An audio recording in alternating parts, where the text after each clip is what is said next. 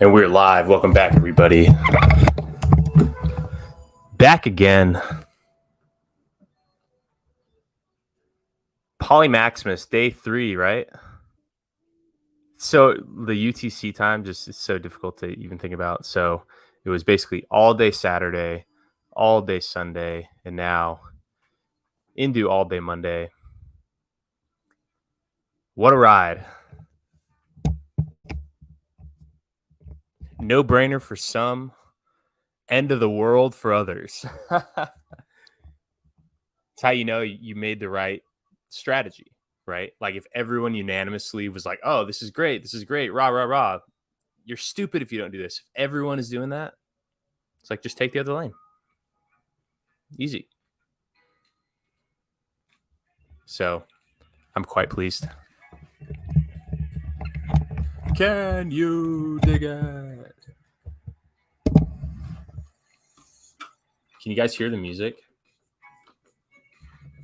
It's just on my speaker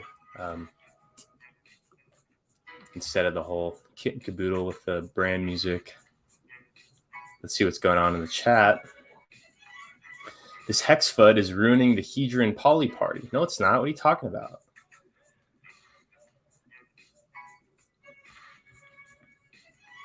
I think that the hex FUD is just like the same shit. Literally, nothing new. And who cares? Like people can sell or be bearish for any reason. Like just one particular reason over the other, it doesn't really matter. The main thing driving price down is just big accounts that have way more hex than you just selling. That's it. There's no hex FUD. And what are you talking about? We've been having a blast. 300. Let's see the numbers. Portfolio. So as of now, Poly.maximus has, let's see.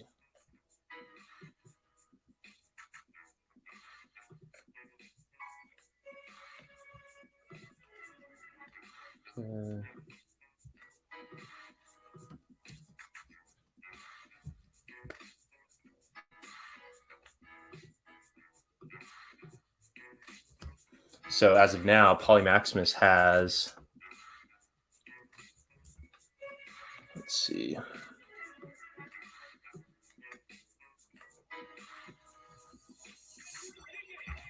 $358 billion Hedron. 84% of that is allocated to bidding. So 301 Hedron bid as of now. And that means that about 57 billion Hedron staked. And so I've been trying to get a sense for where Hedron or where the poly treasury stacks up versus the Hedron stakers and also the Hedron bidders.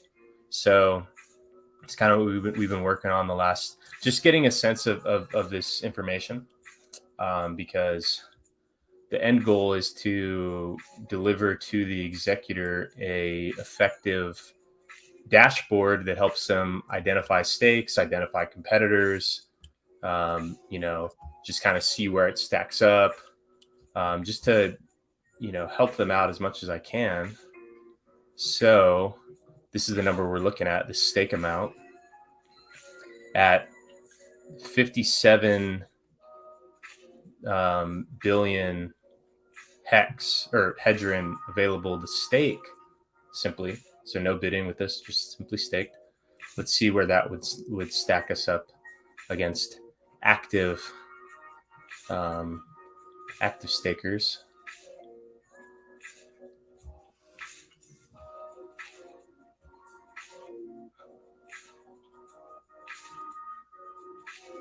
So it's a little wider so you can see these numbers. So at 57 billion, there are 2, 4, 6, 8, still 10 HSI or 10 hedron stakes larger than poly. So, and I think the total stake pool is something like, I don't know, 200 or 26 trillion, something done. I'll just have to add all these up. So there's quite a bit of hedron staked. But I think somewhere around 10% of that is eligible to end upon day 90. I mean, most of these large ones you see, they're all minimum stake length is that 270, 180. These larger ones are, or the more medium size. I mean, these are still really big, like 10 billion. That's 90 days. So a whole lot of these people really in our competitive range, their stakes are ending at that 90-day mark. And if they end their stake, well, provided they didn't add capital. So if they added capital, they may not be available to mint poly. But those that did not add capital, which is still a lot, anytime there's a zero in this column that they didn't add capital. So there's still a lot of those people left. And so, these are both potential poly minters, but also potential poly competitors, right? Because, this could be just what this person's like one of 10 addresses that they control, and they would show up differently. Or maybe a bunch of these people join, like, they're pissed off about poly competing with them. And so they, team up with their buddies and do a private off-chain Excel spreadsheet pool, which, can work. Like, that's a totally valid way to do this. It doesn't scale past the handful of users that trust the coordinator and, are where they're willing to kind of keep it a secret and, do that. But, so while you can't only look at these addresses alone, you have to think about how sets of addresses could be coordinated together, or sets of addresses that are controlled by the same person, or, so but it does give some good information to just kind of see where we're going to stack up versus the stakers, but also where our bidding budget is going to stack up against potential stakes, so those are the numbers that I'm really interested in unpacking right now, or just kind of where, how we can track our standing, because that impacts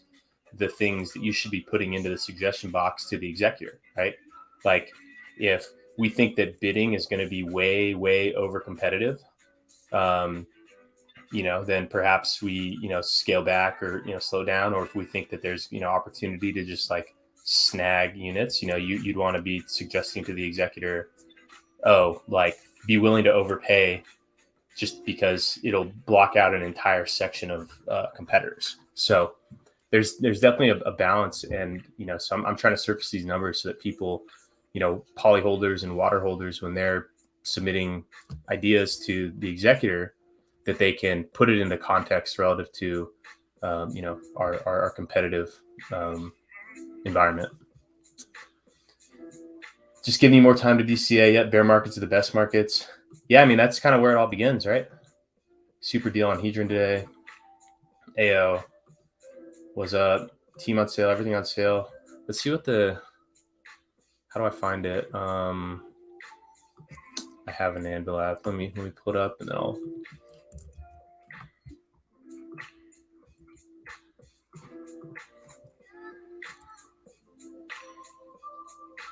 Can you guys hear the music?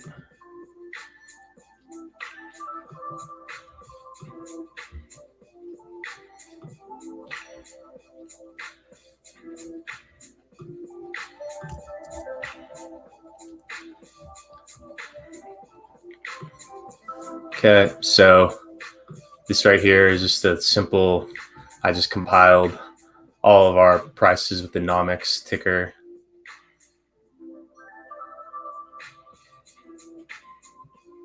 So yeah, look at that here. Here's the link for you guys.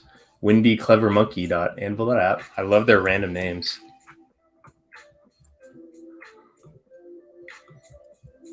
So yeah, I mean, so measure in hex, Maxi's actually kind of been hugging around this 1.5 mark for a while. A little bit less impact. It kind of makes sense. The long-term ones have deeper discounts than the shorter-term ones. That's literally like exactly as expected, and base 1-to-1. That's pretty amazing, guys, that the price ratios, just like as they're moving relative to each other, are kind of exactly what you would have expected, right? Because base is redeemable in about a year. you know that, and well, now it's what? Well, now it's redeemable in 11 months. So, and you can be kind of certain what the earnings are going to be. So measured in hex, no matter what happens to hex, it's like, base is always pricing in that, the end value of the 1 year stake. And since it's relatively recent, it kind of makes sense that it would just be at 1-to-1.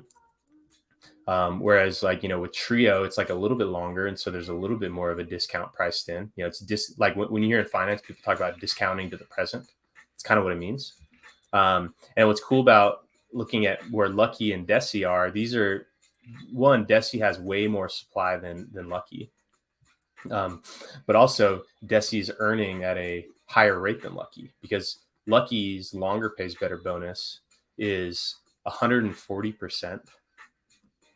And the Deci longer pays better is 200%.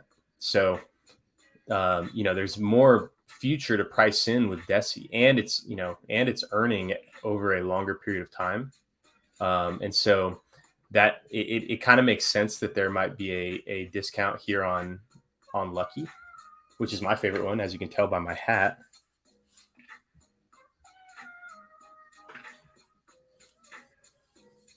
Lucky is clearly the best one, in my opinion.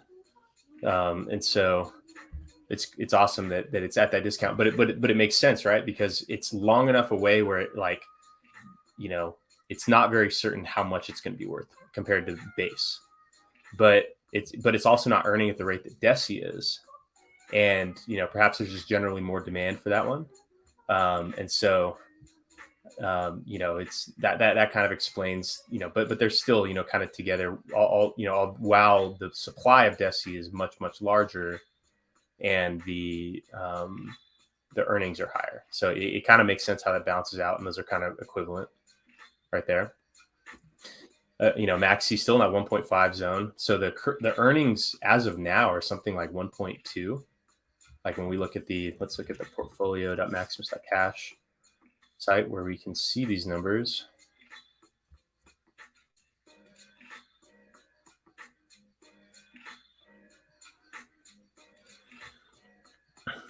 Here, where like to date, Maxi has earned 0.25 hex. And so, so that, and that's in how much time? Also there's a burn factor in there too. So like the combination of the burn of the Maxi supply from the team minting with just the earnings cause it to be, 1.25 hex per Maxi. And then, so if we look at 49280 over 294323, 294323, 603,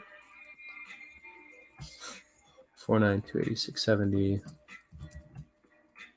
So when you divide the, the accrued just by the principal, that is, 16%, accrued, but because of the burn, the backing is 0.25%. So it's actually pretty substantial there, because the supply is, has been effectively shrunk by the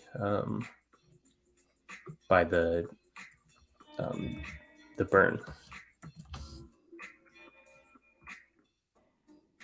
So that's pretty interesting. And just the hex prices. So let's look at the 1-to-1 rate. So, well, this is saying that the price is 4 cents. Is that true?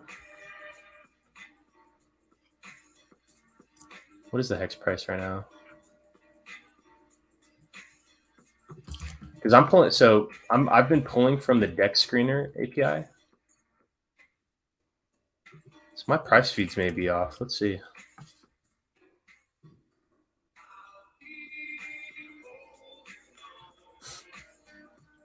Let's look at my daily.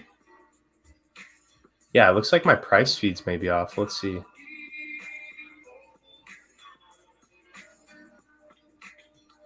Oh yeah. Huh. Let's see. Let's take a look. Yeah, we're gonna make all these dashboards a lot better when the just once poly's done.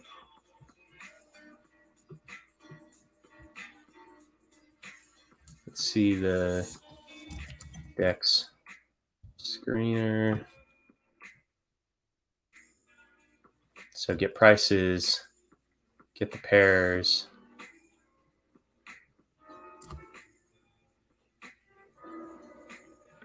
Oh, so let's see what this is where we're getting the hex price. Oh, so this may not update as regularly.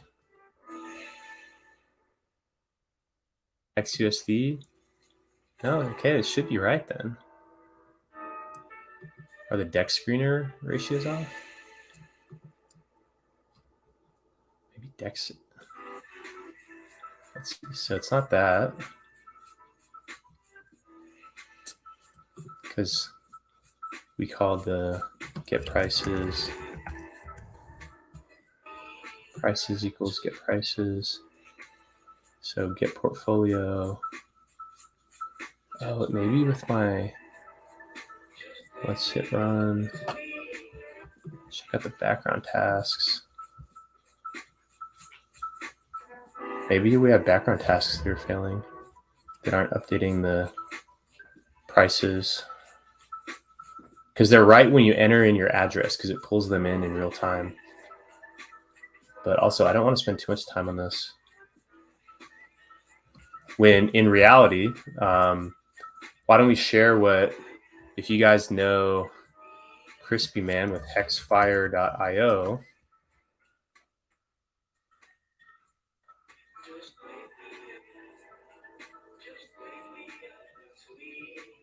he added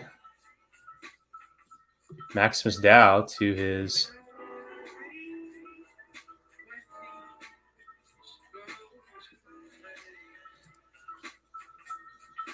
hey. Let's uncheck that. Where did it go?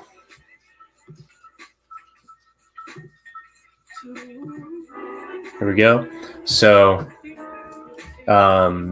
Crispy Man actually made this awesome thing right here. So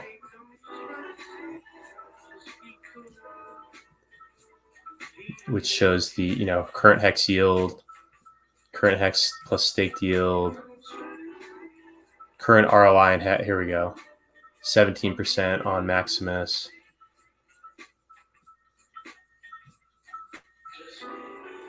Yeah, this is awesome.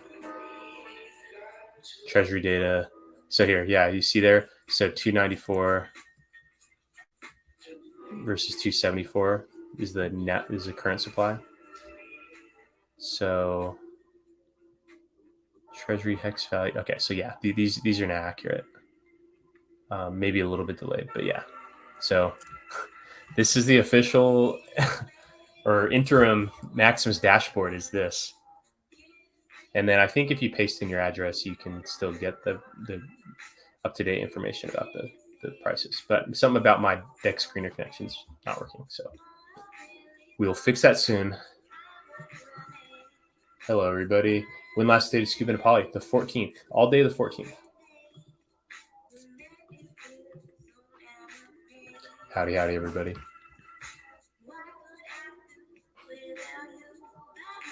Okay, so let's refresh this. So I guess we just did 358 billion hedron into poly. Something cool that we added yesterday was that on these minters, we added a running total. So if you go and follow Maximus Minters, you can see the 2 billion. Let's quote tweet it. You can see the amount go up. Are there any indications at all of which branch of Hex, Poly, Icosa, or Team Maxi is better to invest in? Because I'm unsure. I'm leaning towards diversification. Well, that's pretty, that's the $1 trillion question, right? You want to choose the one that is going to go up the most. And it's impossible to predict because it's based on future actions that you can't control. It's based on, what gets more buyers, relative to the amount of people cashing out. So, one benefit that Maxi has is that we didn't necessarily launch with a token that is available to everybody. We took an entirely different approach to our supply distribution of literally just about of every single coin we've built to date. This may not always continue, but to date, 100% of the tokens that have ever been minted in our system were done with where you had to put skin in the game, 1-to-1 minting, literally maxi 1-to-1 per hex, team 1-to-1 per maxi, base trio lucky deci 1-to-1 with hex, poly 1-to-1 with hedron. And so that direct skin in the game versus kind of like a wide net, they're just two different approaches to establishing your supply distribution. And so that's just kind of primarily different. And so, their ecosystem has more users by about a factor of 5 or 6, like active users. Last time, around like, I think they have like something like 20,000 holders. And so that means that there's something like, 30 or 40,000 like actual, ongoing users, meaning between stakers and token holders. That's rough off, we'll have to come up with perfect numbers but in general, they're larger. Everyone has a hex stake commit hedron and everyone knows about it. And so, they have they're starting from a larger set of people versus, our assets. And so, and they kind of all have some type of like, not a price ceiling, but kind of like an upper bound where it's kind of unreasonable to buy so high, except for team. Team is totally unbounded. And I would say that in a way, Watsa is kind of unbounded, but with Icosa, for instance, there is a kind of a cap because if it gets above that level, it gets ARB down. And with Hedron, apparently there is also like Alex, when I talked to him, he described that there's a kind of like a price where it reaches there where like so much just becomes minted, and that with like I think the AMR bonus has something to do with it. And so those and the pools too, like base trio lucky deci, like if price got way above their redemption value in enough like in close enough time, they're kind of time weighted. It has like a time weighted cap where like if it's like 1 month out from redemption and the price is anything above the end value, it's like an easy sell opportunity. So those assets have kind of a cap, whereas team doesn't have a cap at all. Like it's not, because it's not redeemable for something, and because its issuance isn't based on like something else. Whereas like Icosa, is, and so team is kind of unbounded in the same way Watsa is. Like Watsa and team are kind of similar. And then, so it's, like it's like in the two ecosystems, there's kind of the asset that is unbounded, and that I would consider Watsa and team. And then there's the ones that are kind of bounded, like Icosa and, any of the pools. Because Icosa basically, like Icosa, the system is basically a stake pool. And that's what I show here on this Icosa stat site that I just kind of, play on, is that you can kind of think about them both like a stake pool. With like, where like Icosa lets you mint ongoingly, whereas ours, it's like you can mint regularly, but not all the time. With the perpetuals. And so the perpetuals like ratchet up in price based on the redemption. Like they price whatever, and then redemption happens, then it like anchors to the redemption rate. And then pricing happens and it anchors, then pricing happens and it anchors. And then Icosa kind of does the same thing, but to the T-share rate. So it's like they're actually quite similar, in that sense. But the key difference is that Icosa is where you add individual stakes to the pool, whereas the perpetuals are like where you add hex to the pool, and then the hex is put into big stakes. So Icosa is like a stake pool with a bunch of small stakes. They have, and I haven't even updated these numbers in about a month now, but they have 6,000, at least six, now it's higher, but at the time I recorded the data, 6,191 stakes in their system with 497 million total hex. And the perpetual pools, and this is over 15 years. So like I included like every single base for 15 years, every single trio for 15 years. So like after a 15-year period over a similar benchmark as this, like this set of Icosa stakes, there will be 21 stakes of the current perpetuals, 15 base, 5 trio, 2 lucky, 1 deci. So, just comparing these two as stake pools, like these ones you can, like the perpetuals, like their price ceiling is the next redemption cycle. Whereas the Icosa one, the price ceiling is like whatever amount you can mint versus how much you can sell, where someone could instantly mint hex into an HSI, sell it to the contract to mint the Icosa, sell that price down to get hex, stake the hex, mint Icosa with it by selling it the HSI, and just squeeze that down. So it's like it kind of has that effect. They both have something that squeezes it down to some reference point. And so they are quite similar, like these two. But whereas like Team is more like Watsa, where it's kind of like a separate thing that earns yield on a long-term time horizon that has some burning effect and is kind of even though Watsa kind of does have a it does have like a redeemable principle that it's backed by, but then once it's collected, it's done, and then it's kind of split up. So it's similar to that way. It's like so that Watsa may be a little bit more bounded than Team,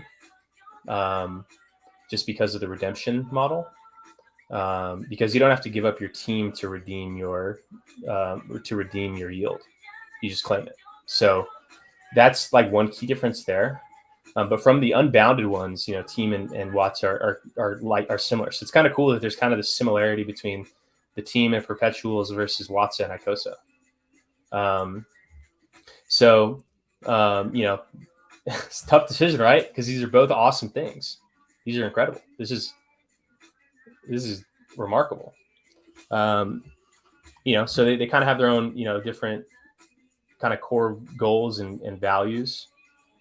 The whole premise of the perpetuals is to save users gas money on ending the stake, because thousands and thousands of hex stakes all happening individually at the same time may make, it could be like this self-fulfilling flood on the blockchain that causes end stake costs to be tens of thousands or hundreds of thousands of dollars, depending on the market cycle timing of your end stakes, and what other use cases are competing for the blocks at the same time, and what types of network changes happen in between now and then. So like the less stakes, the better. There's a reason why bigger pays better exists, and that's kind of it. So that's the core premise behind the perpetual pools, is that it's a big negative externality on hex to have a bunch of small individual hex stakes trying to end at the same time.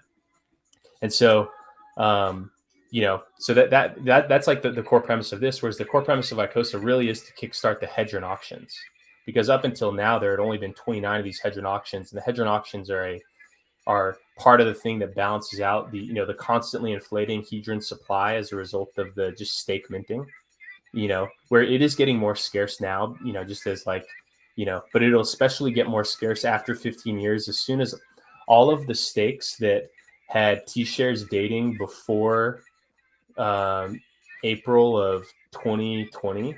So when Hex was at the all-time low prices and all-time low T-share rates, as soon as those users have aged out of the system, then the Hedron supply just kind of, like it becomes more scarce naturally. But then the auctions are really meant to be a deflationary pressure on the Hedron supply as well. And to date, there had only been 29 auctions, because not many people were borrowing the hedron, because hedron's a tough thing to borrow because it can go up in value a lot. You could lose your hex stake by borrowing and maybe forgetting to pay back, or just not knowing how it worked, or maybe the hedron you borrowed and the price was low and the hedron price went up a lot. So it's kind of a hard thing to borrow in general, and so there wasn't much liquidation activity happening. And so ICOSA really kind of kickstarts that ecosystem to get more HSI auctions going and put deflationary pressure on the hedron supply. So that's like the kind of the core premise. Like the intention there isn't really to save users on gas fees. It's more to kickstart the hedron system. And it works, right? Like we're about to experience pretty big deflation on the hedron supply as a result of these mints. Like as of now, like the principal value of the largest one that I'm looking at here is 122 billion hedron. And so that is so 10 million hex right now. That's like what, $300,000 that you can about $300,000 worth of hedron, which not many people have. But that $300,000 of hedron, if that person who held the hedron otherwise sold it, that would nuke the hedron price. Whereas by them burning it, it at least makes it neutral. Like that person is not participating in sell pressure. The burn doesn't necessarily move the price up, but it removes the supply that could otherwise in a couple of weeks push the price down. And so that's the real effect of the burn. And it's really much needed in the hedron system because it always mints. It's like a big regulating force in the inflation. And so that's like the real purpose of ICOSA. And it's pretty cool. So and what's awesome is that it's producing a lot of these HSIs for sale. And because there's so many, perhaps there's a chance to get discounts, especially on the larger ones that less people can afford. And so that's really where poly fits in with these auctions. Is that, hold on a sec, you guys, one moment. Sure, come on, let's go.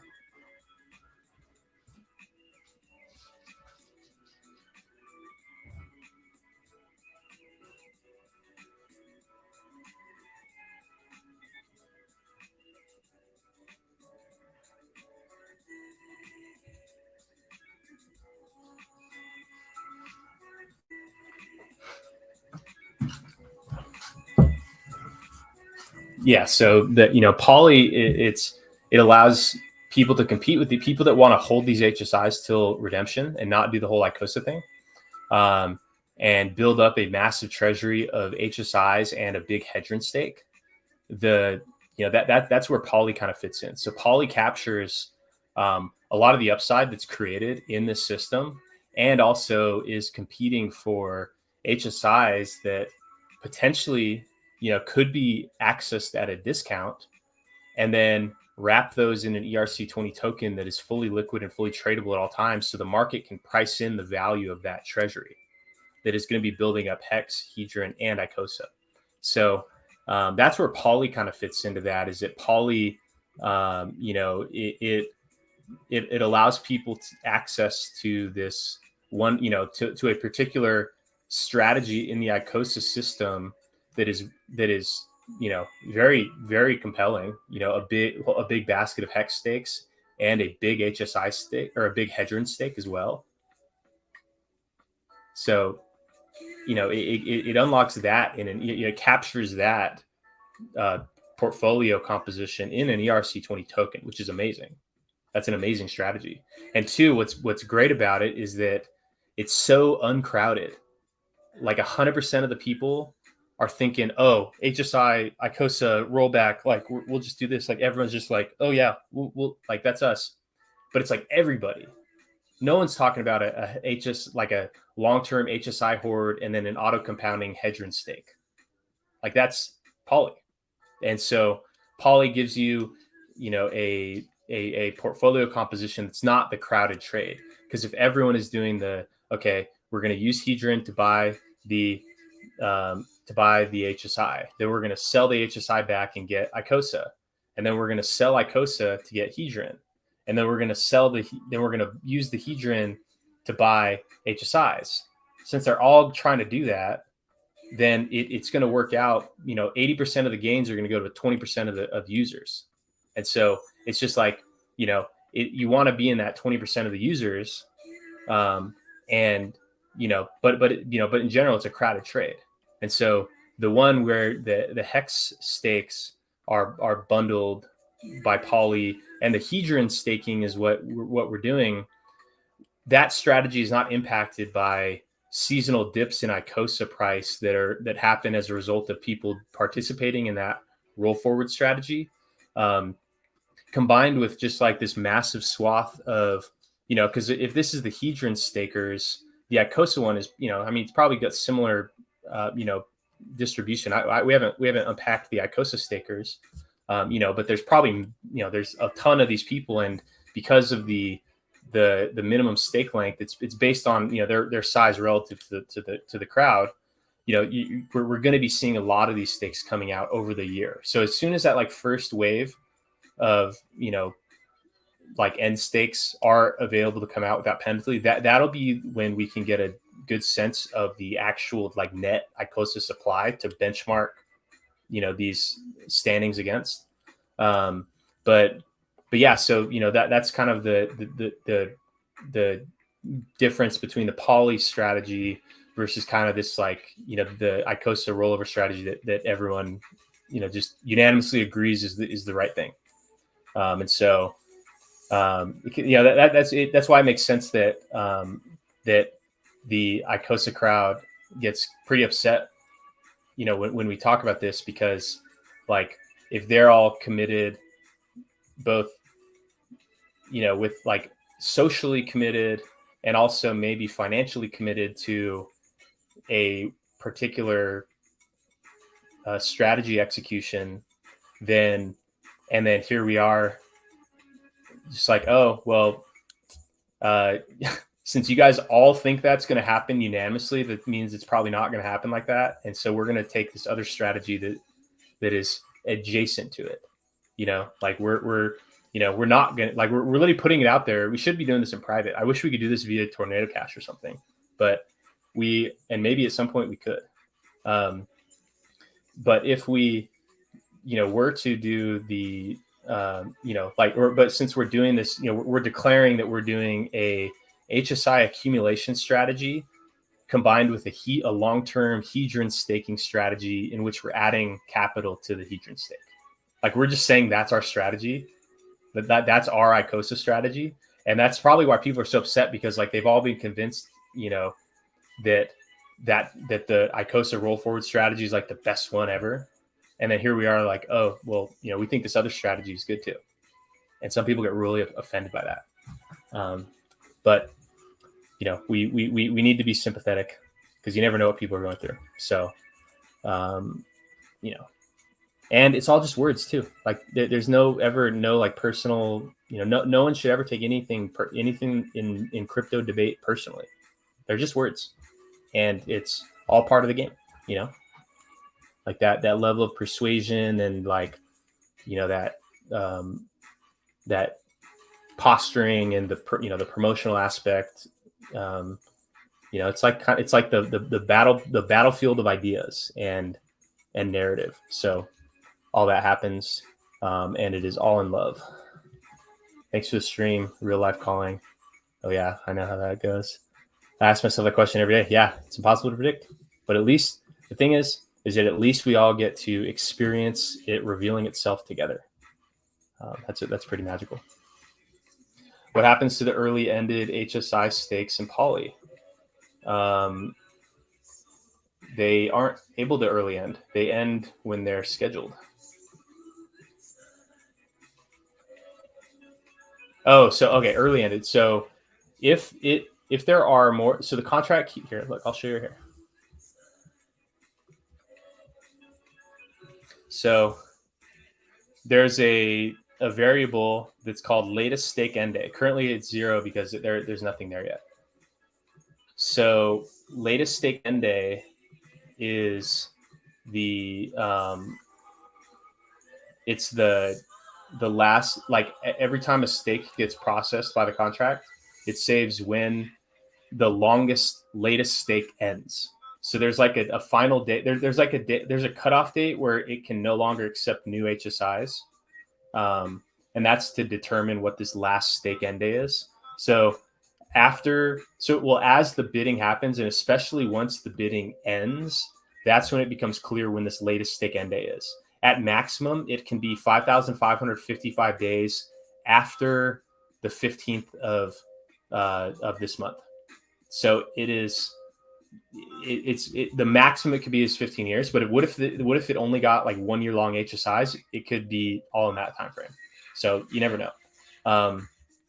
But if it is at least 366 days before this latest stake end day, anyone can run the function that it's called restake leftover. And what it basically does, if it's longer than a year left, it'll create a stake, a hex stake. It'll create a hedron stake, or it'll create a hex stake with any leftover hex, just a normal hex stake, a native hex stake, and then it'll create it'll add capital to the hedron stake with that hedron that it has, and then it just keeps moving forward. And those ones are scheduled to end in the week before the latest end stake. So during this last week, there's going to be a handful of these stakes ending, and then they just need, are just ended through the contract, and then it all just works. So that's how that works. So it'll just compound the hex and compound the hedron, and then after latest stake end day, then you can start redeeming.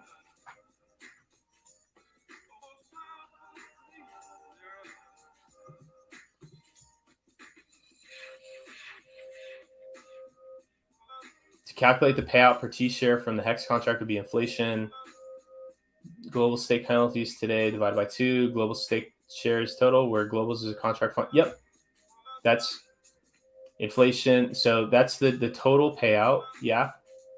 And then there's also I think there's another contract where you can read it directly.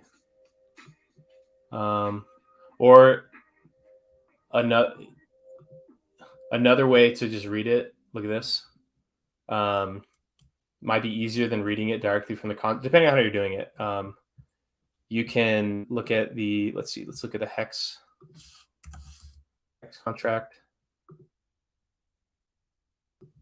You can read the hex daily. Let's see how easy the daily data is. So what's the data, like 1088 or something? Nope. 1078. Nope. 1068. There we go. So you can get it just straight from here. So you asked the question as if you're reading from the contract. So rather than reading that, just go to the daily, just run this function, daily data. And that gets you the day payout total. And this is in the minimum units of hex. So just move the decimal over by 8. And then you have the day stake shares total. And so these are, so T shares is the, trillion of these. So move the decimal over by 12 to get it in T shares. And then this one you don't need to worry about. So that's another way to do it, where you don't have to calculate it based on those values. You can just read it straight from daily data. And then there's also, if you're building a Twitter bot, API hex community,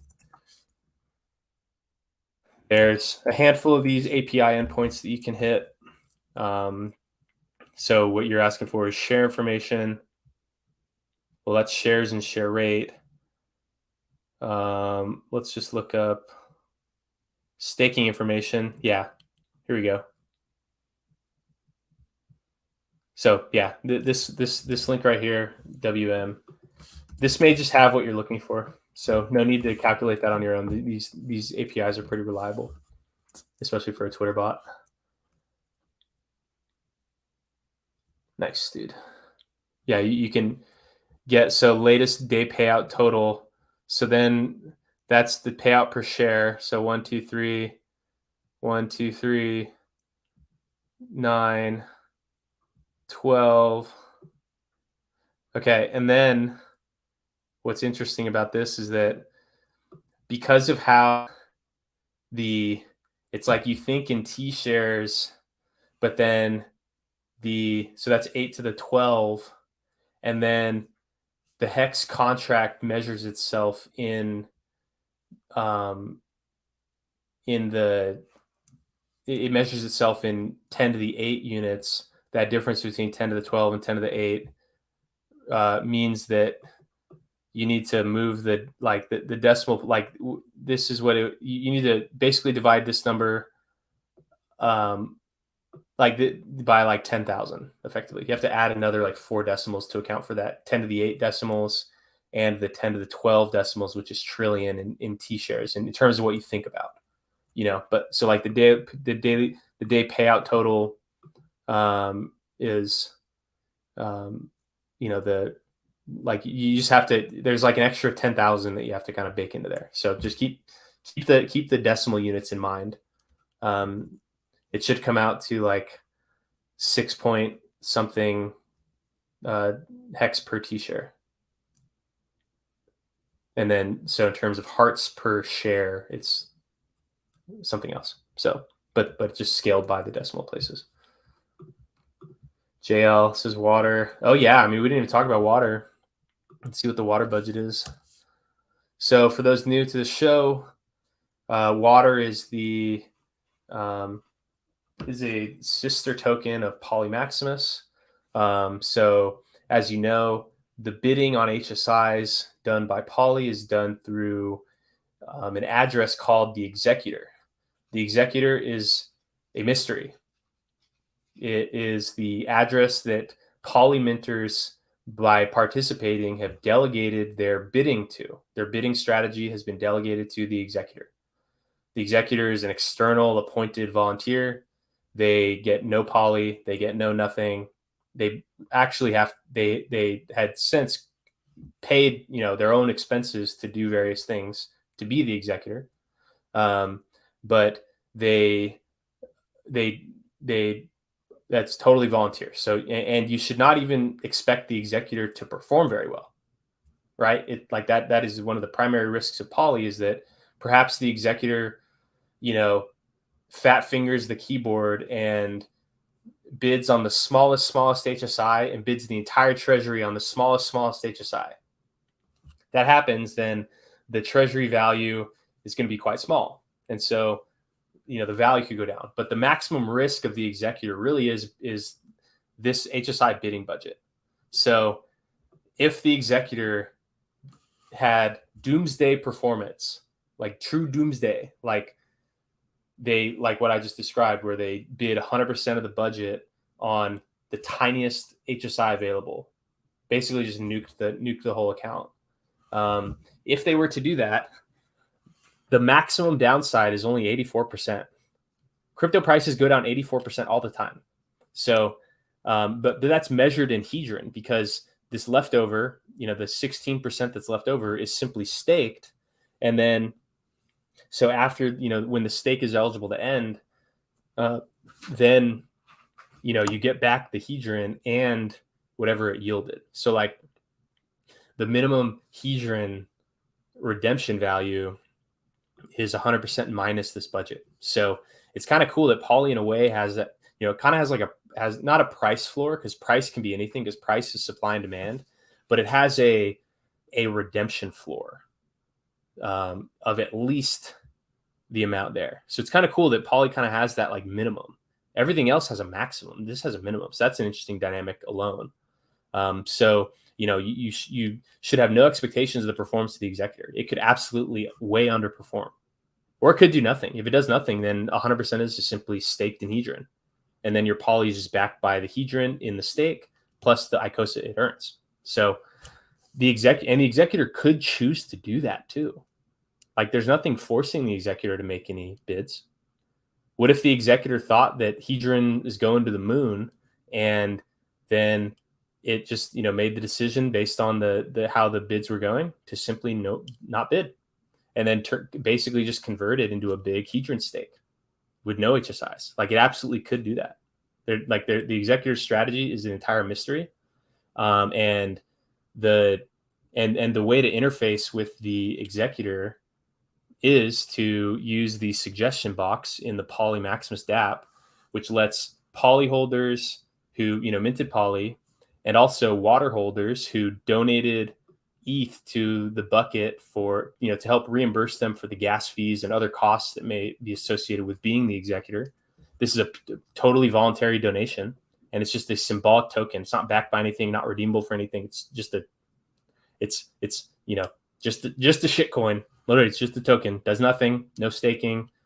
It does have a nice supply issuance, but water is the executor's gas budget and related costs. This really should say executor budget. So that's their to be used at their discretion to support the execution of the bidding strategy. And so water has currently $48,000 of ETH minted into water. So the executor basically has a $40,000 discretionary budget to use however they wish. So between the bidding strategy and then the use of these, the use of the budget, there's no like on-chain voting. There's no, it's that aspect of it is at the executor's discretion. But we do have an off-chain message portal that allows, called the suggestion box, where you can give ideas and suggestions to the poly.maximus executor regarding bid execution strategy. So, and this lets you sign messages off-chain to prove that you have poly or water, and then you can send the executor a message. So if you have an idea for how they could use their bidding budget to improve the chance of success, put it in the suggestion box.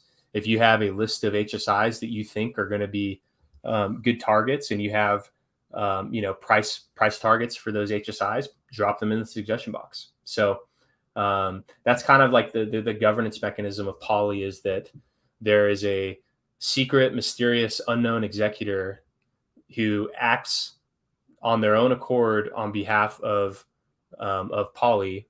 Everyone who participates understands the risks and rewards of that model, and then the users tailor that risk based on the budget that they're willing to delegate to the executor.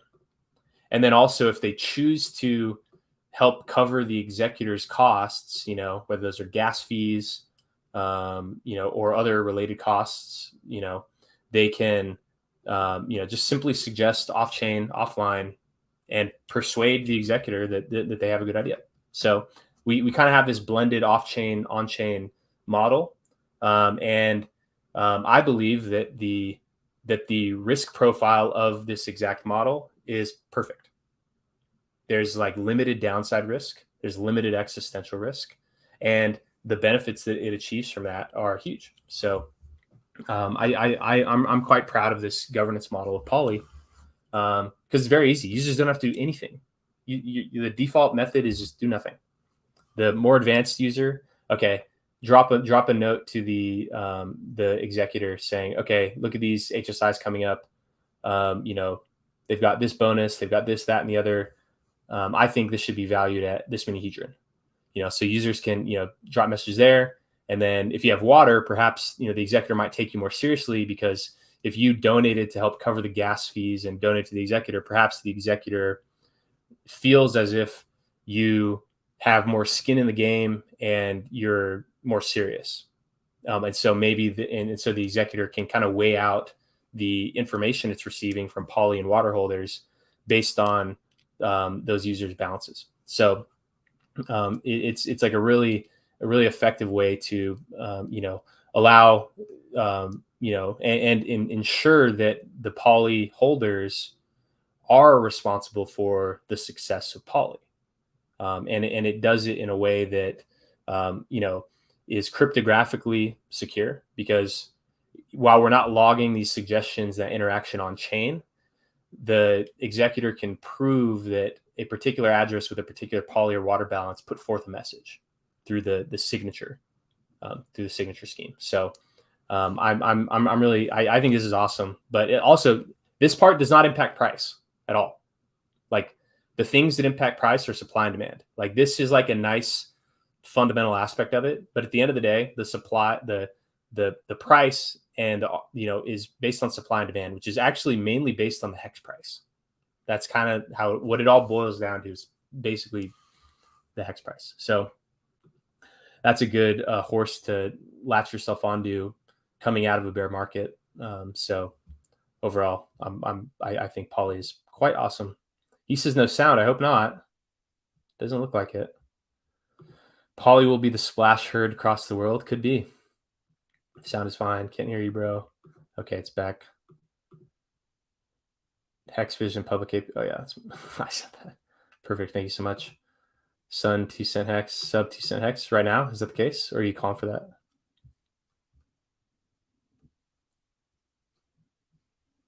So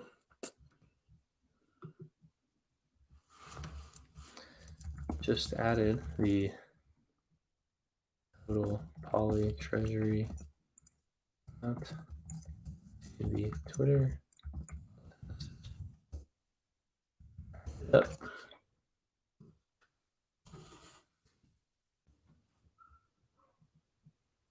Are we actually? Is the hex price down? Cash. 85 million hex.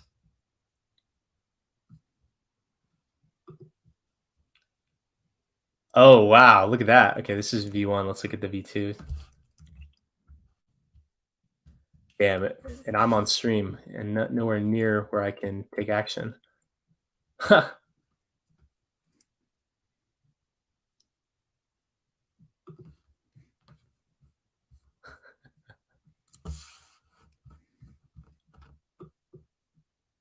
Oh wow! Look at that! Look at that! Did I call it? Did I call that? Who fucking called that? Oh my god! This was my chart. Who fucking nailed it? Look at that. Yeah, look at that wick that I called. When did we make this chart? It had to have been here. Huh. Oh my god. Look at that. Who called it? Who? I called the bottom on the day. Look at that. God damn, you're a charting oracle. Wow. Nailed it. Who remembers what video that's from? Who remembers what video that was from? Does anyone? So let's change this.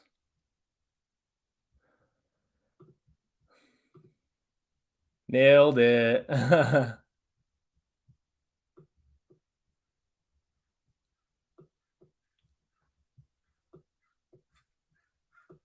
Wow, look at that.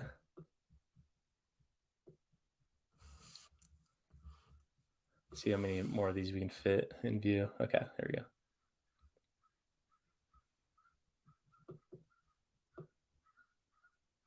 That is so great. Look at that. Jail says I was so close to setting an LP position. Well, the thing is that if price wicked into your order and then went back up, you may have earned a little bit of fees, but you don't get the hex. You have to instantly move it. Like as the price moves through your LP position, you have to then remove the liquidity in order to keep the hex.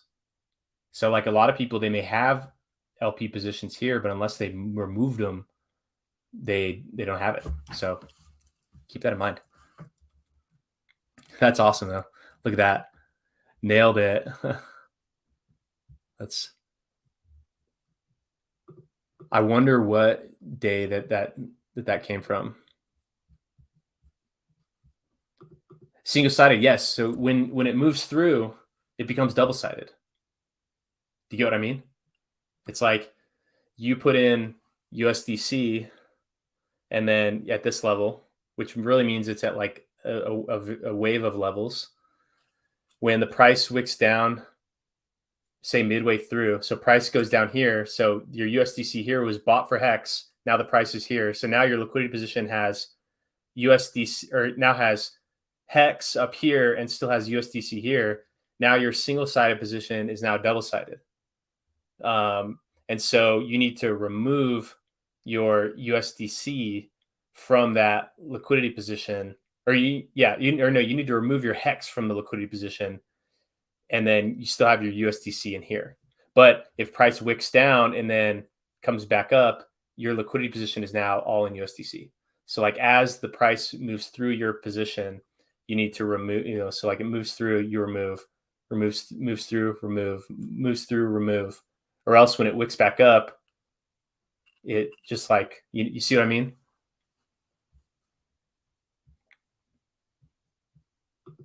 I don't know, man. You tell me. Beautiful panic sell. Look at that. I want to know what stream I did that on. Maybe, it had to have been, let's see. So we're saving that. And then let's go to Dipcatcher YouTube.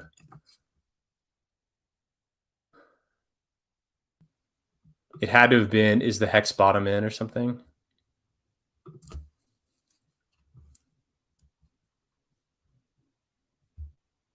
Let's see.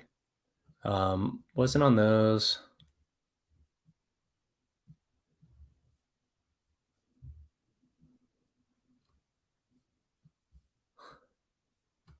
When would this have been?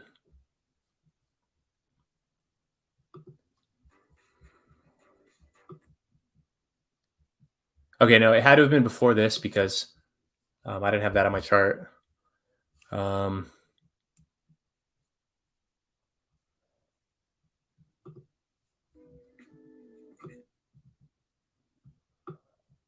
Okay, let's see if we can find any hex.cash site. Okay, no hex.cash on that one.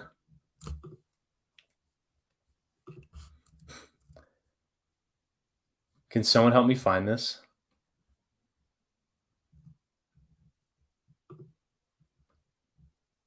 Who can find where I called the bottom, where I called the wick? Oh, I called for. Well, I didn't. It's not like I called it. It's like now I'm rewriting history. What I was really describing when I was making this chart was that like I was actually describing just these various different waves of sellers and how to like just like looking at these different categories of sellers, and that I think at the time I was like, okay, I was like going like, okay, this group of people here, this group of people here, it kind of, to match these waves on the buy side to the sell side. That's what I was mainly describing, but what I was definitely referencing was that like one way to know that like the bottom is ready to go is like if there's one last push down and then it gets yoinked back up. And so perhaps we are seeing that yoinking, and that's like a really literally that's exactly what we're like the type of thing that you look for. Probably what I was describing is that there's like big sustained wave down, retrace, another wave down, to those similar levels, and then like just just waiting and waiting, and then just another yoink. I didn't necessarily factor that small little boost in. Maybe this would have been better drawn from up here, but like that same phenomena of like this capitulation wick down below the like double bottom, and then it's like at that point it's like that's like the last wave of sellers. So perhaps that's what more what I was describing. Got to be quick. Thank you for the in-depth explanation. Move the arrow to 0.7. The Dagrin level. The dagger. He's gonna put a Dagrin in our heart. That was a cool way of explaining it. New lows. The FUD is real. FUD is very real. There's FUD all around, not even in crypto, just like in life. Think about it. Like how many people do you know, like just in your real life, like are experiencing just like, just tough times. It's happening all over the place. It's not just FUD in the crypto market. It's like the crypto markets are composed of people. And so people, so that means that like the emotional status of the shared consciousness makes its way into crypto. So like there's real stuff in real life going on that impact people's emotional state, their hormonal state, and how they react to stimuli such as price charts, new projects, ideas that people put forth, words people say, like the response to the things that you consume on it's like, collectively driven by the shared consciousness of humanity and of the universe. And we just witness mainly the area in our little area. So, that's, it's like there's there's FUD all around, and it's not even just crypto related. So it's actually interesting. Maybe I think it has to do with seasonal stuff. It's getting cooler, days getting shorter. That's got to be a big part of it.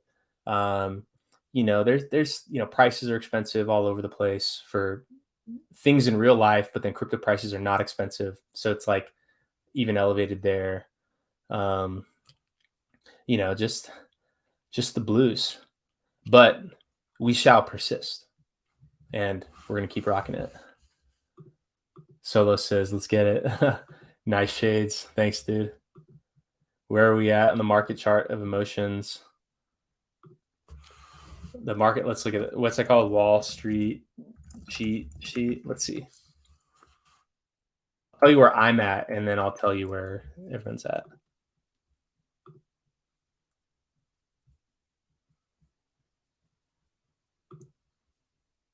So I choose to live in a constant state of euphoria.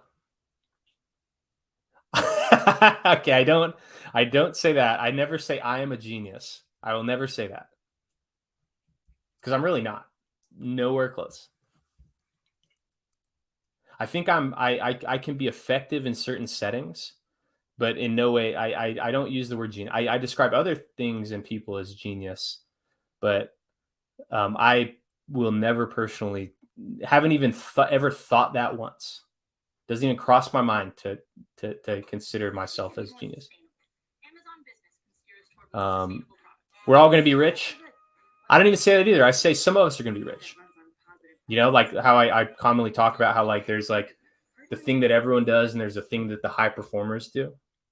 It's like I don't say we're all going to be rich, and I don't like the we're all going to make it type of thing. It's more like some of us are going to make it, and you want to align yourself with what is going to allow you to make it and allow you to be rich. But I never ever suggest that everyone is going to experience massive performance, because it's not the reality. So I live in a constant state of euphoria, but I never ever say or think these things that are cited here. I never ever.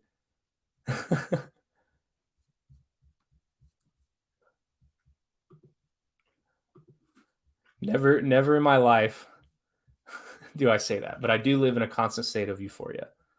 I don't know. What if the crypto markets are like right here? What if we're right here? So let's look at the Uniswap B1. No, the Hex. Let's be like mega bears right now. Let's look at the monthly chart.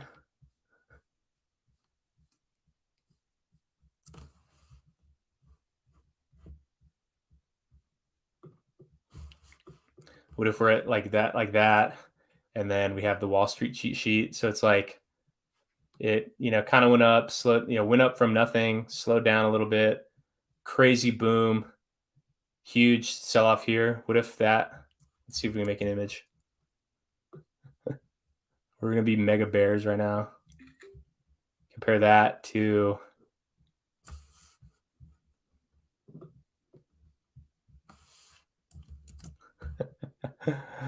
people are gonna shoot me for this. For even suggesting that. Okay, now let's see if we can do. Let's do a slides. New.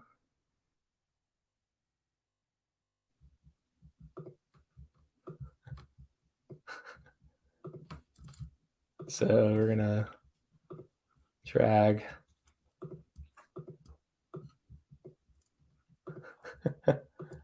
Okay, so we have this, and then we have, let's bring to front. Let us. Okay, this one will probably be easier to make invisible. So let's actually bring this to front, and then let us format this, recolor, no recolor, it's not position, adjustments, transparency. Okay, like that.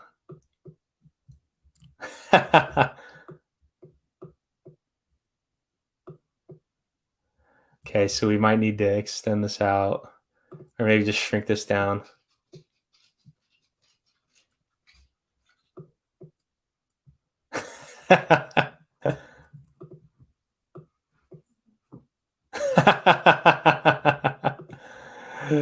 People are gonna shoot me for this one.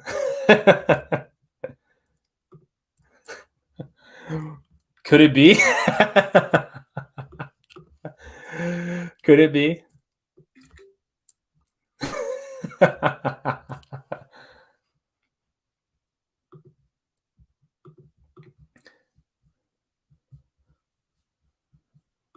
Can you pull it up? We need this.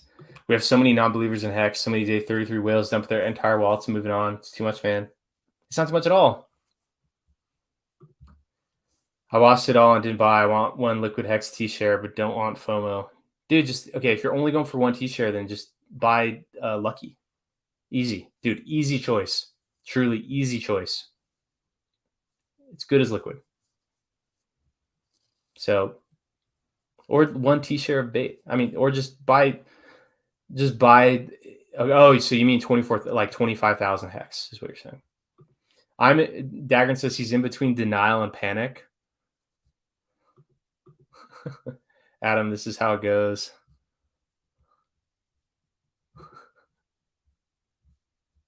That is so funny. What if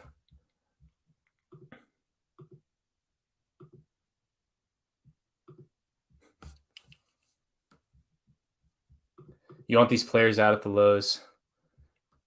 Yeah. You know, that's just the recirculation, right? Because from their perspective, like if you bought Hex way down here, when prices were up here, you were still fucking thrilled. So, like, even though it got much higher, like these are still massive, massive performing positions. So, from their perspective, it's not even a dip. I honestly get adrenaline with low prices. I'm gonna screenshot any FUD unforgivable prison. It's not a believe it or not, straight to jail. Such an evil laugh. I like it. Wow. Big old wick down. If that happens, it'll be over for Hex. Might be over for you. Not over for Hex, though. Volatility is good for people who buy low and would sell high, but bad for high buyers and low sellers for you. That's right. That would be so funny.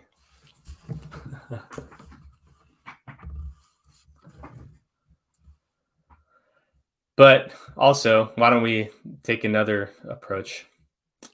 You know, because the reality is like back here, there are only a couple thousand users. That's why the price was so low. Now that it hit 100,000 address, 100,000 stakers, or whatever the number is. It's like the price goes up when there's a lot of new users. So like the price only went up because there's a massive onboarding sequence last year. And so now the average user, I mean, just look at the average price by, if we do the average. So here's one way to look at it. You just take this moving average, count how many months you want to like count. So the all-time moving average would be where so that is 12 months there. I know 24 months. Okay, so say we're going to do like a 28-month moving average. So we just change this moving average to something like 28. So like this right here. So here, why don't we do this? Yeah, that's well here. Now let's make it even more accurate. So a little longer. So 32 maybe. See what this 32-month moving average of Hex is.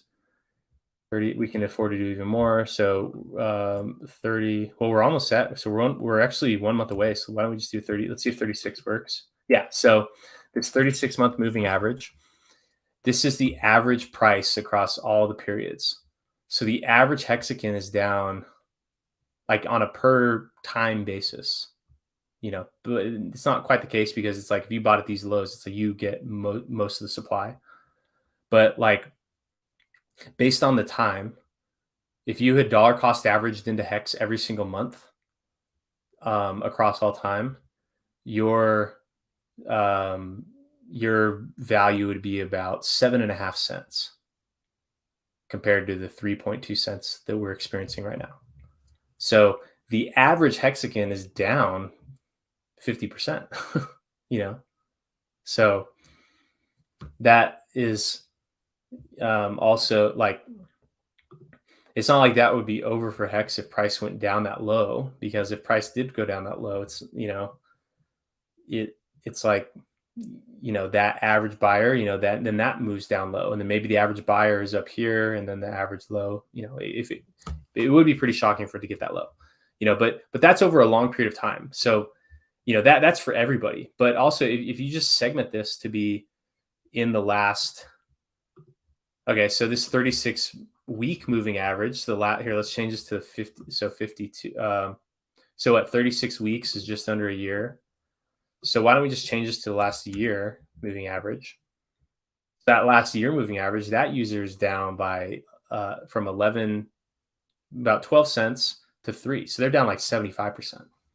And so, these different cohorts of users are experiencing entirely different performances. But maybe this is like a better group to kind of formulate it at, this like post big payday. So that would put us like about right there. So it's start of the year. And if we were to just do that, it's like we are kind of experiencing, like maybe this was like that second wave of big sell-off. So let's just take a screenshot of that. And then let's slap that on our chart.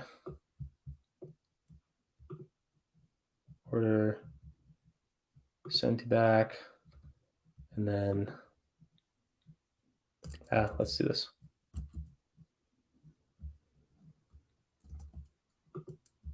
So we're going to move that. We're going to duplicate the slide. And then we're going to just...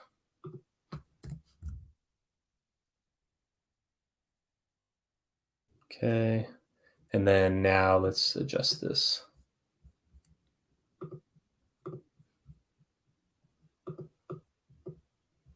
Let us adjust the chart to fit our narrative.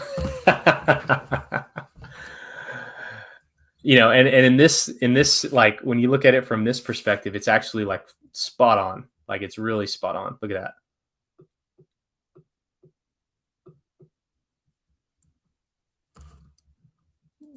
Like,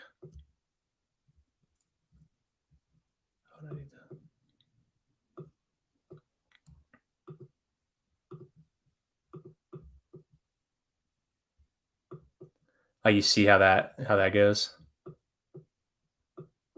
Like that is like almost truly identical. So depending on the frame of reference, it can have entirely different, outcomes. So is that pretty clear? Let's do this. We'll pose this. We're going to call this two different perspectives.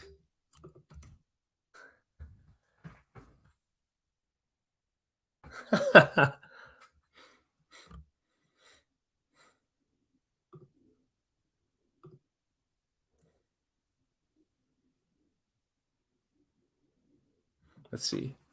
This one and this one. Two different hex cycle perspectives.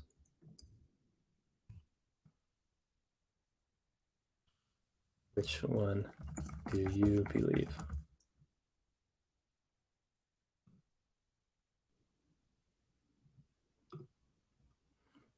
Expressing anger in the last 5 digits.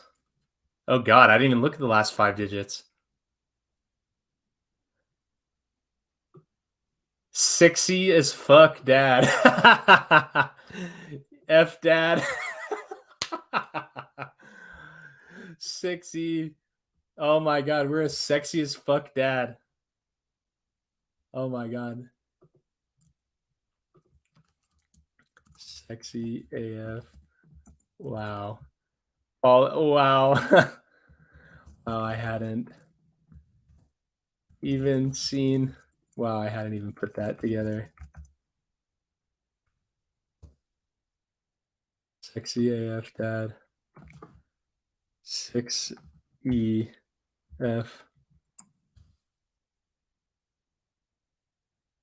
Wow. Sexy fucking dad. Effing dad. Sexy AF dad.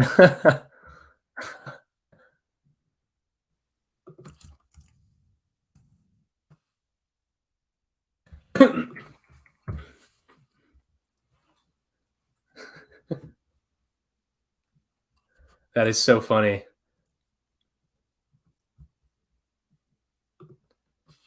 Poly contract address. OX 9D9369 dot 6EF dad.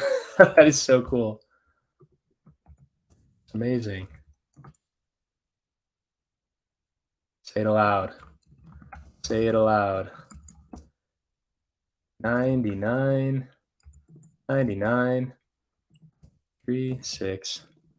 369 sexy AF dad.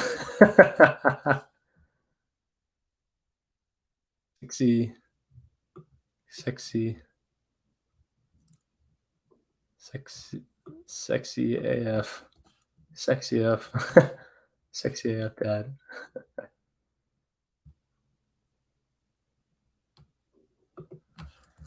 Phonetics are amazing. 99369 sexy AF dad. That's so cool. Adam, please get rid of that chart. I don't want to see it. Do you think the dump is because SEC FUD going? No, it's literally it's. I put it on the chart weeks ago, saying that dump is from that dump is just waves of sellers of people that bought so long ago. Anyone who has 85 million hex doesn't give a fuck, dude. They don't. Like they literally bought so low. Where if you bought 85, even though that was not much money at the time, it's so much more than what you started with. And so it's just like, they need to sell. Maybe they have luxury life expenses that they need to sell at high prices in order to cover their costs. And they assumed price was never breaking down below 12 cents. And then now that it's down here and just like they're worried, maybe they have huge loans to pay back that they thought they were going to pay back with hex yield, but now it's like the principal value isn't even worth the interest payments. That absolutely can happen. So anyone who has that much just doesn't give a fuck. Like they bought low, and so they can sell, and they don't really care because they're still up compared to anything else they would have bought at that time. So it's not as the SEC FUD, that has nothing to do with anything, to be honest. That maybe is like on the margin, but it's like not even like the main thing. Minus the yield you have gotten if you staked all 10 years.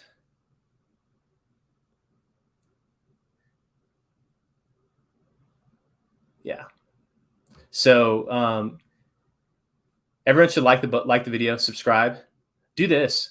Take a screenshot of just the video right now, just like, just unscripted, just screenshot the video. Share it on Twitter because Twitter prioritizes photos. Share the photo on Twitter with the link to the YouTube live. So share that. Let's try to get people in here talking, asking questions about poly. And we'll keep rocking.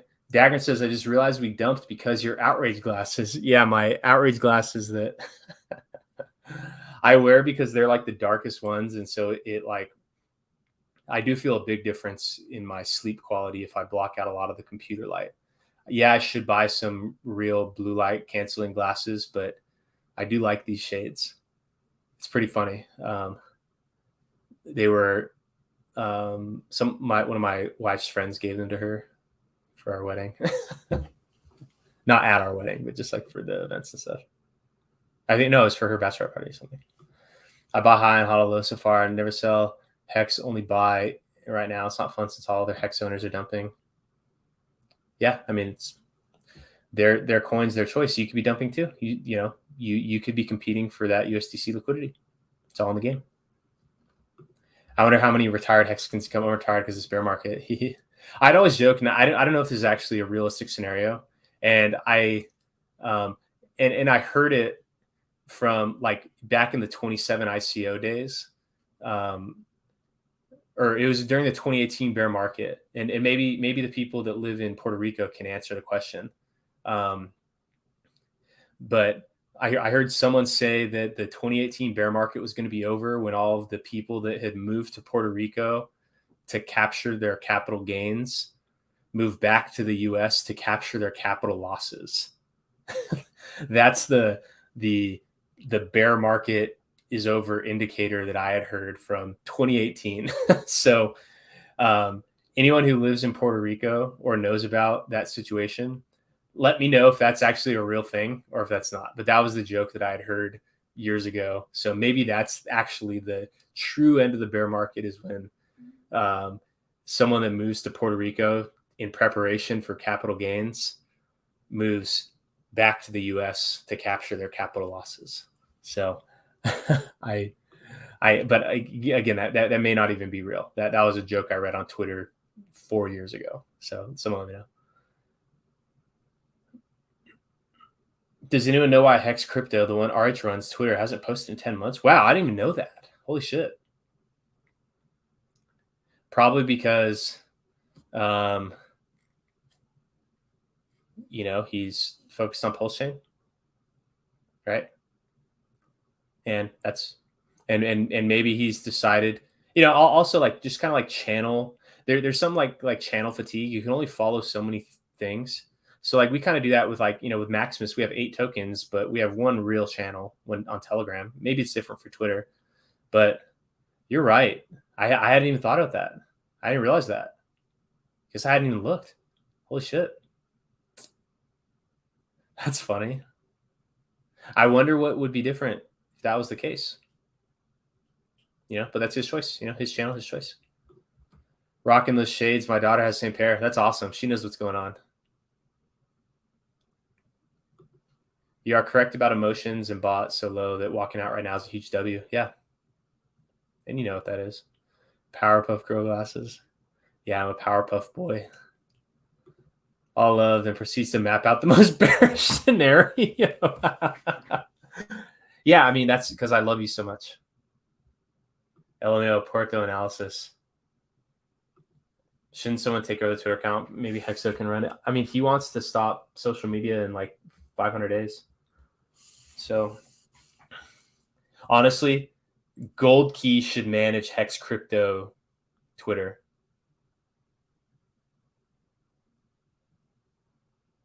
That's who should, to be honest. Will Poly dashboard show how many T shares you own? Yeah, it will. Why would he make?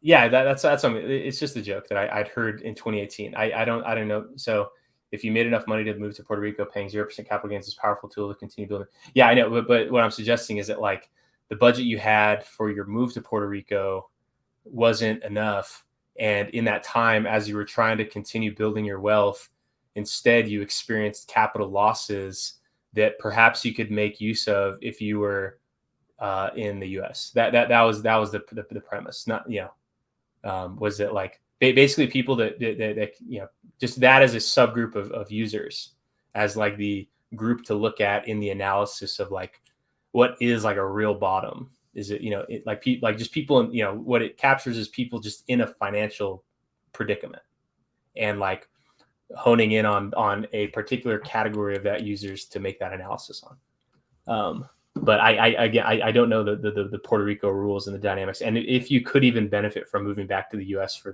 the capital losses. Or what it suggests is that those people give up on trying to achieve capital gains. Like they need to move back and get a job and move their income to not capital gains based assets. So that was more of what I was. All NFT investors have left the island. Yeah, that's it.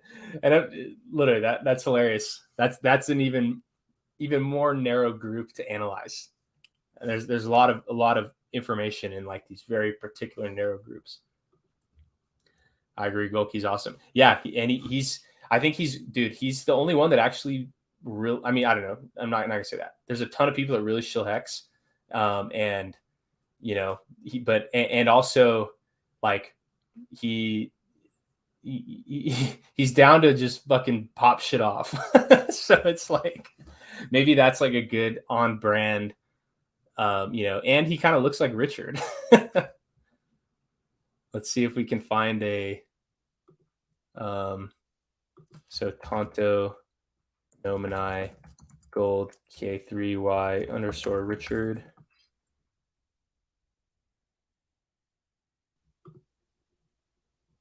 Gold key. I mean, or maybe it's like vintage.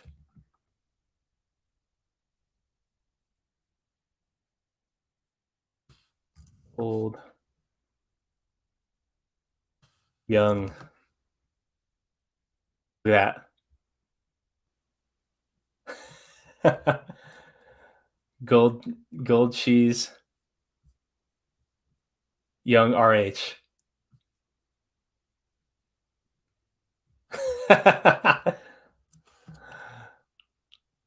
Is that funny? So, dude, Golki should just do it in that. Imagine RH coming back next stream with his candelabra and longer hair and no watches, LV and Gucci. That would hit big. Coming with tech talk. Yeah, dude, those are the days.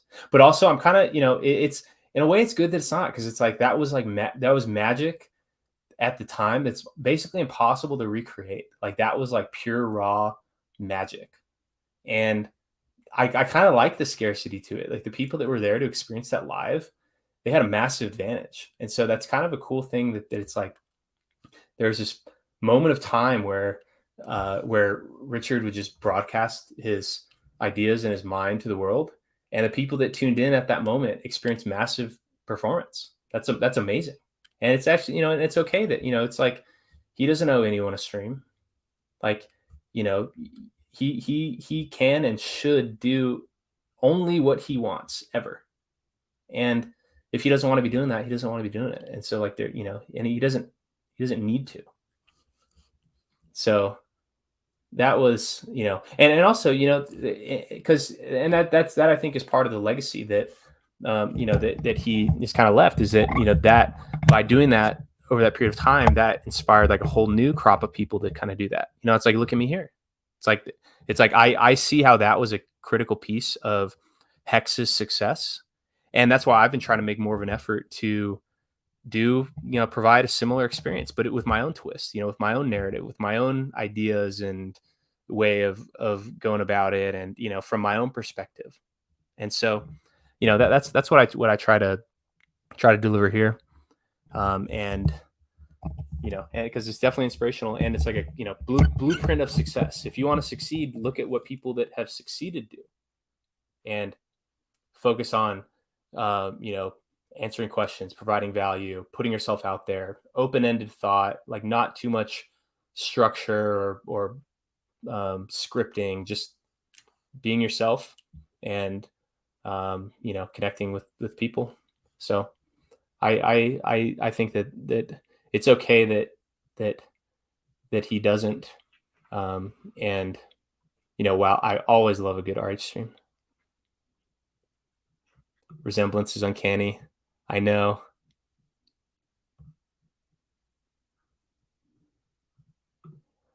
Golki and Richard are identical twins, born at different generations. What if the latest NAH sign poly gets on stick early? I don't know if it's been answered before.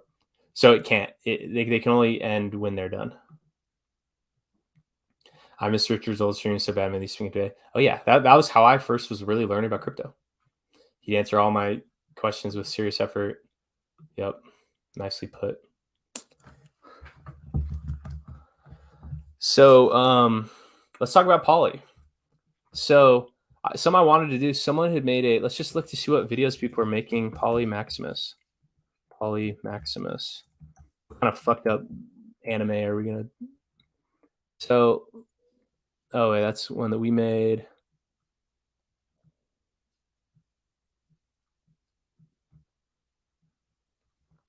Let's listen to this a little bit, and then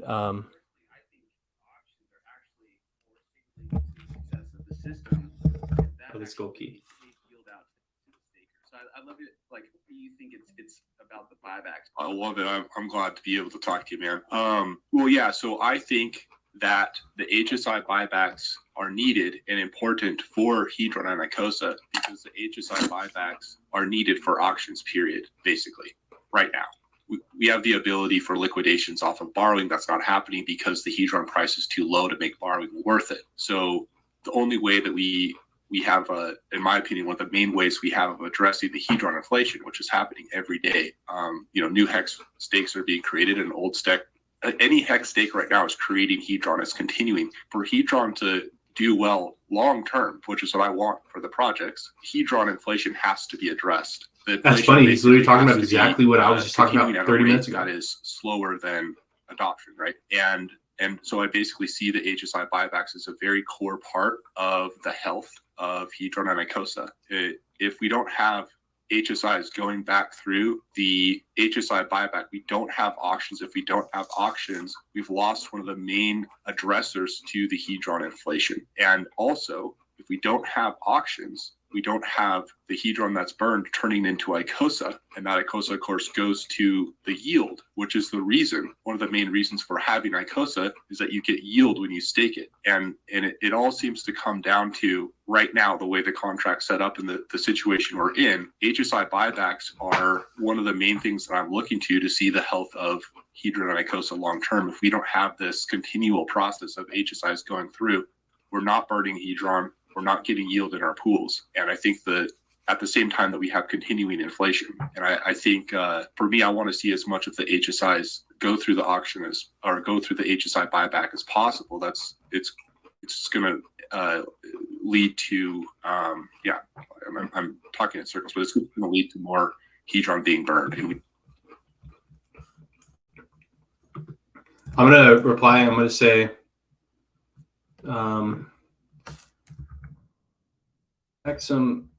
Maxim. Oh, okay, so in the first minute of this, what's his name? Maxim.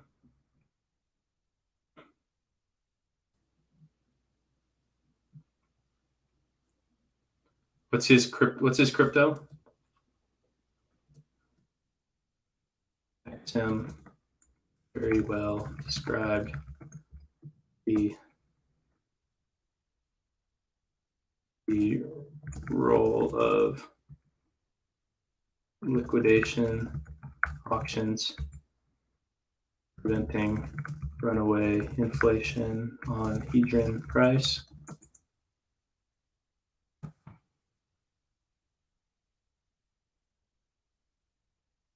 He says he cares. What were the words?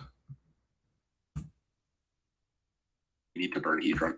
That's the HSI's time that we Hedron and Icosa long term. If we don't have this continual process of HSIs going through, we're not burning Hedron. We're not getting yield in our pools. And I think that at the same time that we have continuing inflation. And I think for me, I want to see as much of the HSIs go through the auction or go through the HSI buyback as possible. It's going to lead to I'm talking in circles, but it's going to lead to more Hedron being burned, and we need to burn Hedron.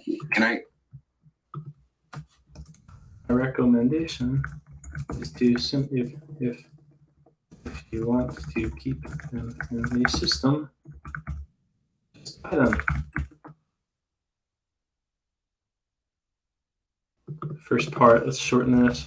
First part of this, Maxim, describe the role of liquidation of auctions preventing runaway hedron inflation. Because he wants to use as many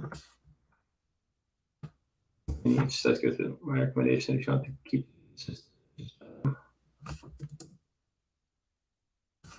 them. You buy them here for sale.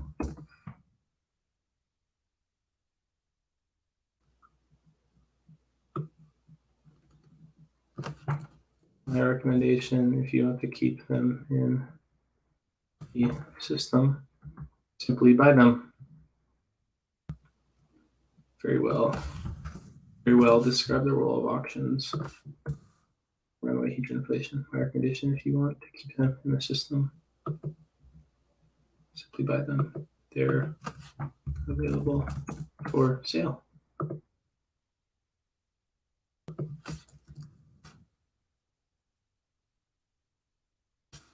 You compete aggressively for them.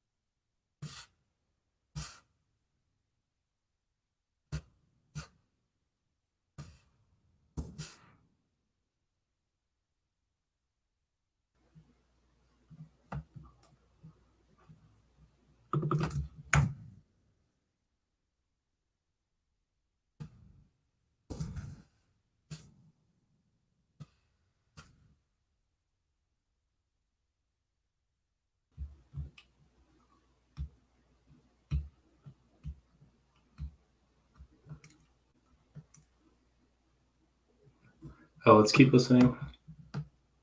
Can I add something too? So let me ask you this: on a macro level, what do you think is better? Oh, let's keep listening. As a whole, Can I add something too? So let me ask you this: on a macro level, what do you think is better? Oh, let's keep listening. That you utilize this Can I add something too? So let me ask you God, this: the echo on sucks. a macro level, what do you think is better? Oh, let's keep listening. That you utilize this Can I add something too? So let me ask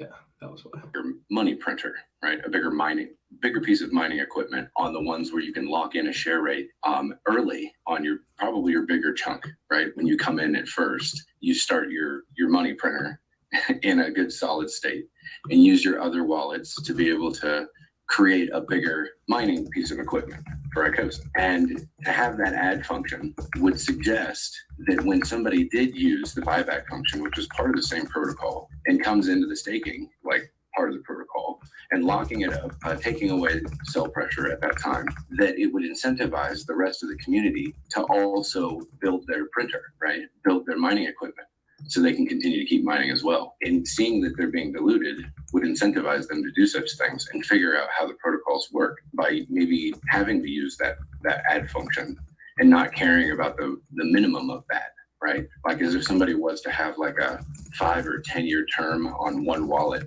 that they just had as their plan, right? Using other wallets with smaller terms to be able to extract value and use that however they'd like, right? There is some game theory to be able to have this type of initiative when it comes to the other side of what's all happening between Hedron and ICOSA and Hex all together, how it all works together. Having the buyback function, recycled or not, is an interesting theory. It's an interesting game to get people even into it immediately if they'd like, right? And start playing the game and start working on this mining equipment that they have available to start doing this, right? And earn rewards every day. Then with the auctions coming through, if you're a Hedronian, it gives you an incentive to be a part of 2 different types of communities already, to get involved with the staking protocol and have your token on that side being lessened on its own inflation. Like actually have a burning protocol that actually incentivizes the community to burn their own asset. It's not SA's asset that's technically not circulating because. Okay, so well, that's all gobbledygook. Sometimes in these voice chats, they just don't say anything. It's kind of a problem. All right, something about on the audit. Thanks again for answering about it on the audit. First time. Okay, let's get Hexual says the first time participating in any Maximus pool. Interested to see how many T-shares the executive can win. Yeah. Oh yeah. It's a lot available. I mean, look at these. Let's see here.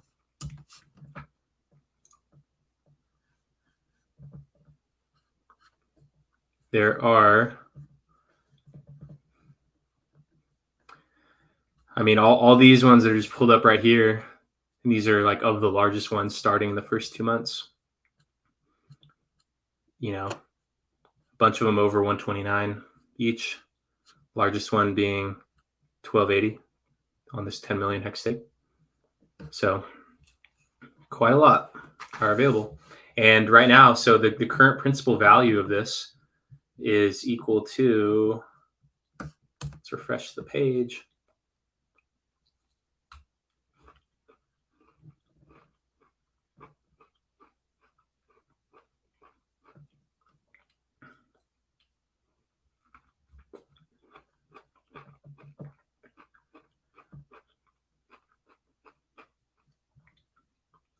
So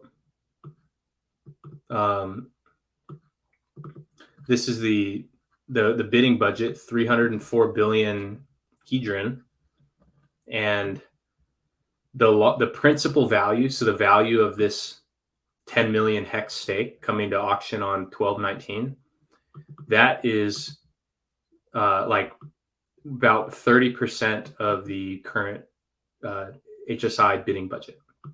So already the poly pool can afford the principal value of these assets, of the largest ones. So it's already up there.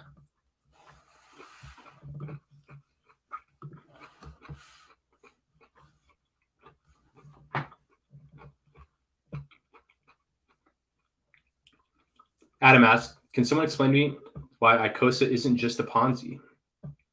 What is the whole purpose of it except getting people to pool their HSI, print ICOSA, which is paid as yield?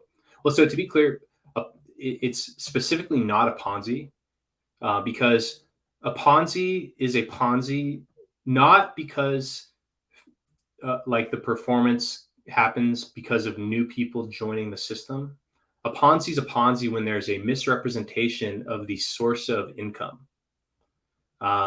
So because it's entirely clear and obvious and there's no funny business around the source of the income, it's not a Ponzi. So like that's like the clear differentiator. It is kind of like you ask like what's the whole point of it, and kind of what I described earlier on the video, and then what we just listened to in that little snippet right there is that the main purpose of ICOSA as a system is to kickstart more of these HSI liquidation auctions. It's to increase the sales volume or increase the trading volume of the HSI stakes in the hedron system.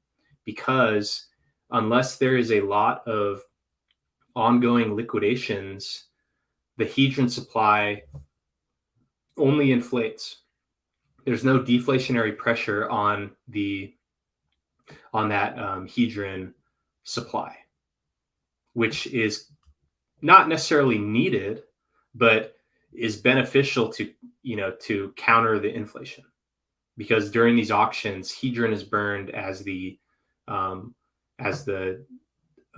system reallocates who that HSI belongs to through the auctions. And so it's really, and that's why on my website here, I directly head-to-head compare the ICOSA system and the perpetual pool system, because they're both two different mechanisms that take a bunch of staked hex and create a secondary market for it. And so in the perpetual pool case, the secondary market is Maxi, Base, Trio, Lucky, and Deci, all trading on decentralized exchanges where Base is a 1-year stake, Trio is a token backed by a 3-year stake, Lucky is for a 7-year stake, Deci is 10, Maxi is 15. So there's like a whole range of different stake lengths, captured across 5 tokens. that trade independently on their own, very fluid, very liquid markets.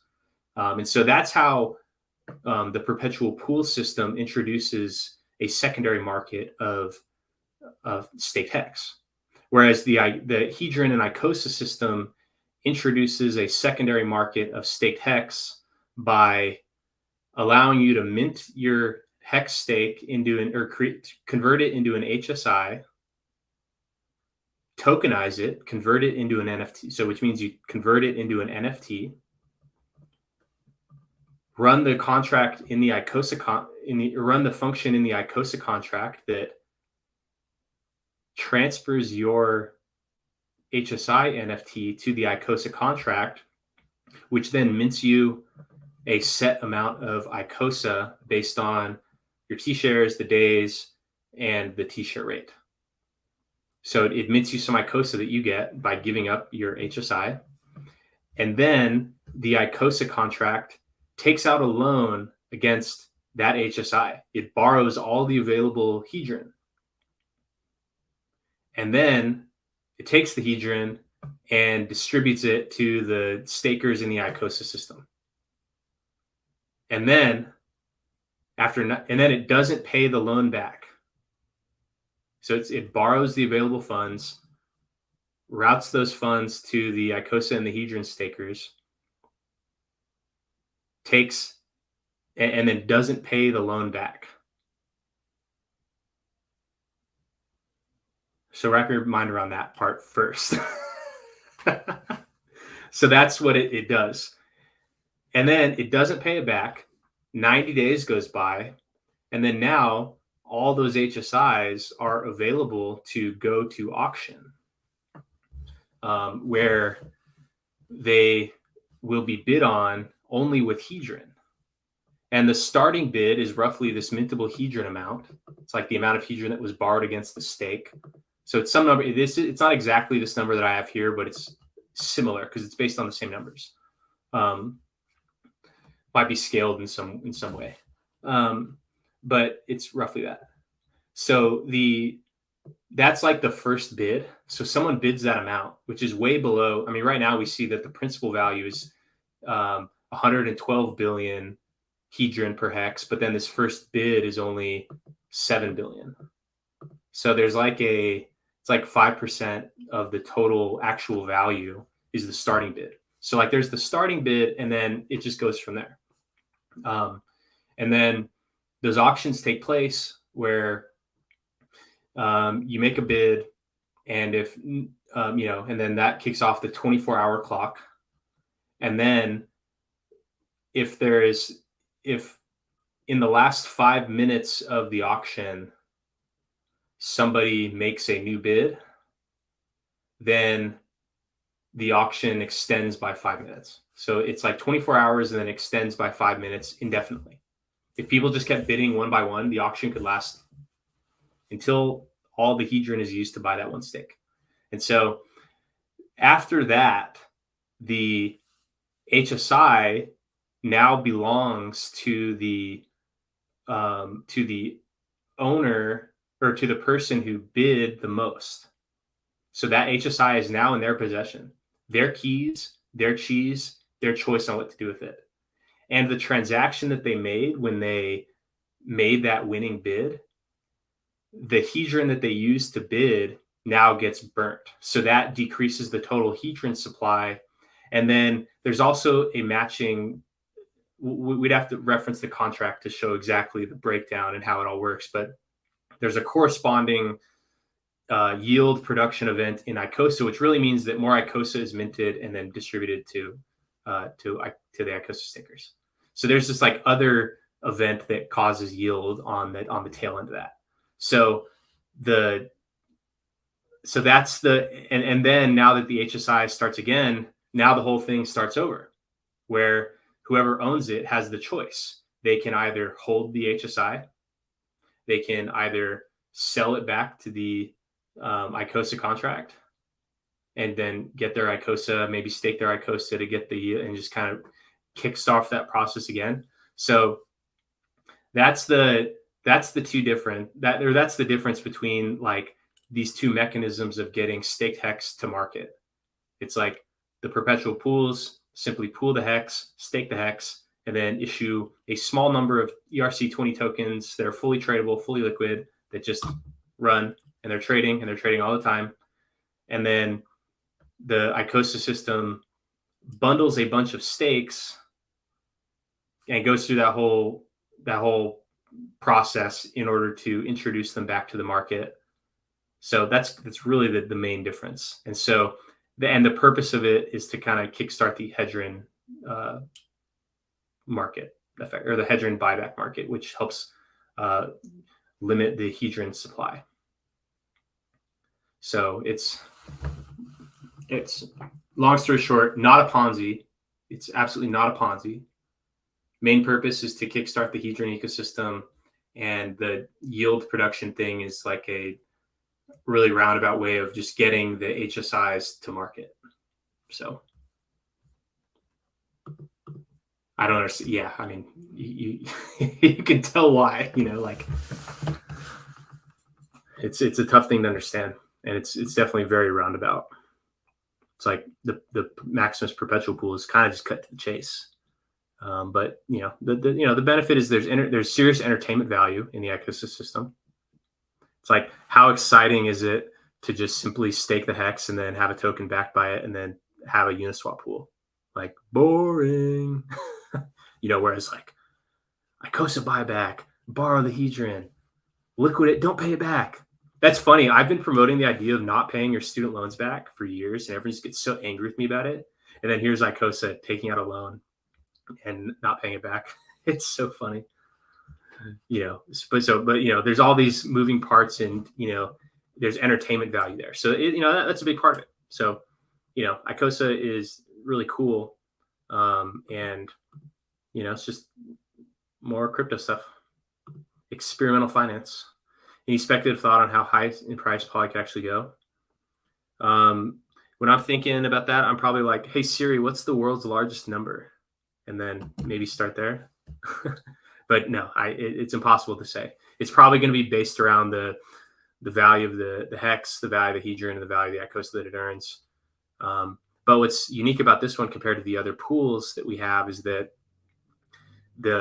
it's not highly tied to, because it's not redeemable for the hedgerin itself that was put in. It's redeemable for a different set of assets.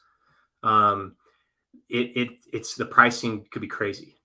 So that's it's not as tightly coupled to just the hex price as the perpetual pools are. It's not as tightly coupled to the hedgerin price as the Maximus perpetual pools are coupled to the hex price.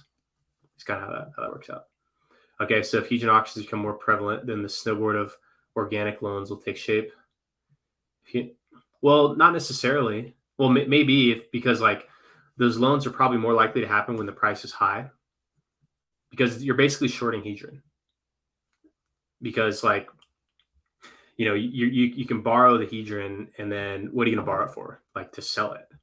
And like, because there's no point in just borrowing it and holding it. You're borrowing it to sell it at some point. And so like that, and since the amount of mintable hedgerin, I mean, just right here, relative to the current value of this one is 7,000 or 7 billion, and this may have a 10x bonus. The amount of hedgerin mintable is actually quite small now, and so there's basically no liquidations happening, because in order to borrow that hedgerin, you're basically giving up 100% of your stake, but you're only capturing like a couple percent of the value in that moment. So it's not like a very favorable loan term. So that's why they don't happen very much. Whereas like this makes it so that those, maybe this helps the hedgerin price go up high enough to where the value is comparable. But so only in the sense of how like decreasing supply increases how high hedgerin can go, and then the higher hedgerin can go, the more likely that organic loans will take place. So it can do that, but and that's part of the design criteria. But yeah, it's who knows if it can have that effect. Oops, just read about SEC versus library.com. Everything is security. Well, the thing is, I don't pay too much mind to that. One, because we're not breaking any laws. We're not breaking any natural human laws. Everything is 100% transparent.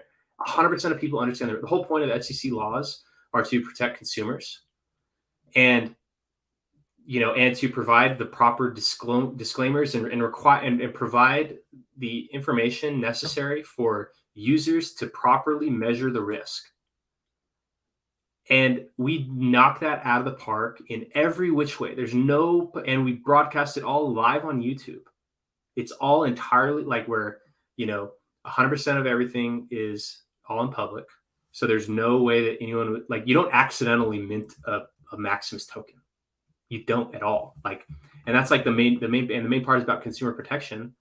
And so like, we're the ones protecting consumers. We're the ones helping limit their expenses. It's like a simple mechanic for limiting expenses. It's so like, I'm not considered with that. And two, I align more on Thomas Aquinas was no dummy. on Remember, this, just thought where God built all creatures with us for lives. like Our next most this natural law, I think, is more more important here, and especially this like avoid offense. So like, you don't want to do harm. You do no harm. And so, that is the, and educate one's, like, literally, that is the, like, this is the premise of, the basic, like, this is what, like, to me, natural law and natural order is centered around. And, and so through that, we can achieve those things that SEC regulation aims to achieve in terms of protecting consumer investors, giving people the proper information to make, assessments of the risk, and the transparency aspect. And so we fall squarely outside of like the work of others piece, because users determine their own outcome, and the outcome is based on things entirely out of anyone's control. And then two, it's like, we literally wrote every line of code and explained every single line of code, every single trade-off, every single decision, every single risk ad nauseum throughout the whole process in this. So in terms of like, the work of others aspect and the, which is just stupid anyways, like that's a dumb premise in general. But the main focus of, ensuring people have the right information to make decisions for themselves. It's like there's no debate that we, completely are like, we're the ones protecting consumers and doing what the SEC should be doing through this act. So, I do believe more in natural law, and also, they only have limited enforcement as well. And what, like, it's all just part of the game, and this isn't the only instance in which there are laws that are oppressive. And how do you and so oppressive laws are really just a problem in seek of a solution. So like, during the civil rights movement, that was, those actions those people took was civil disobedience and gaining public, being persuasive in public about, their worldview and how they think things should be as it, relates to treatment of other humans. It's like, that was when, that like the compelling narrative took place, civil disobedience took place, and people were able to change things. And so it's still the same here. Like, these are issues of civil rights. Do you have the right to broadcast a number to the internet? Like, when you're literally, when you make a transaction, like when you mint poly, this number right here, this transaction hash, all you are doing when you mint your poly or do anything is you take this number and you broadcast it to the internet. And I don't just believe, I am certain that is a human right. And so human rights, your rights are only rights if you assert them. And so I believe strongly in asserting your right to broadcast a number to the internet. And so, all that other stuff, it's all just theater. It's all just like, and also, people at the SEC, those are really just people at their day jobs. So one, they're probably all on pills. Two, they're probably fucked up and hungover, just like normal regular people. Like a lot of people are literally under the influence most of the time. And also, they're stressed out about shit at home. Their dog pissed on the rug. Their kid broke a window.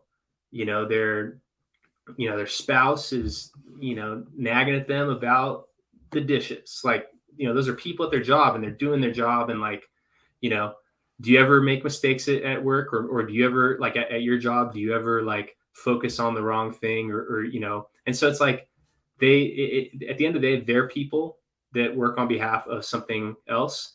They have a certain type of law enforcement and physical violence at their disposal. And you as a crypto user have, adherence, to natural law. You have cryptography on your side that is geared more towards the defense. Cryptography is not particularly a very strong offensive tool.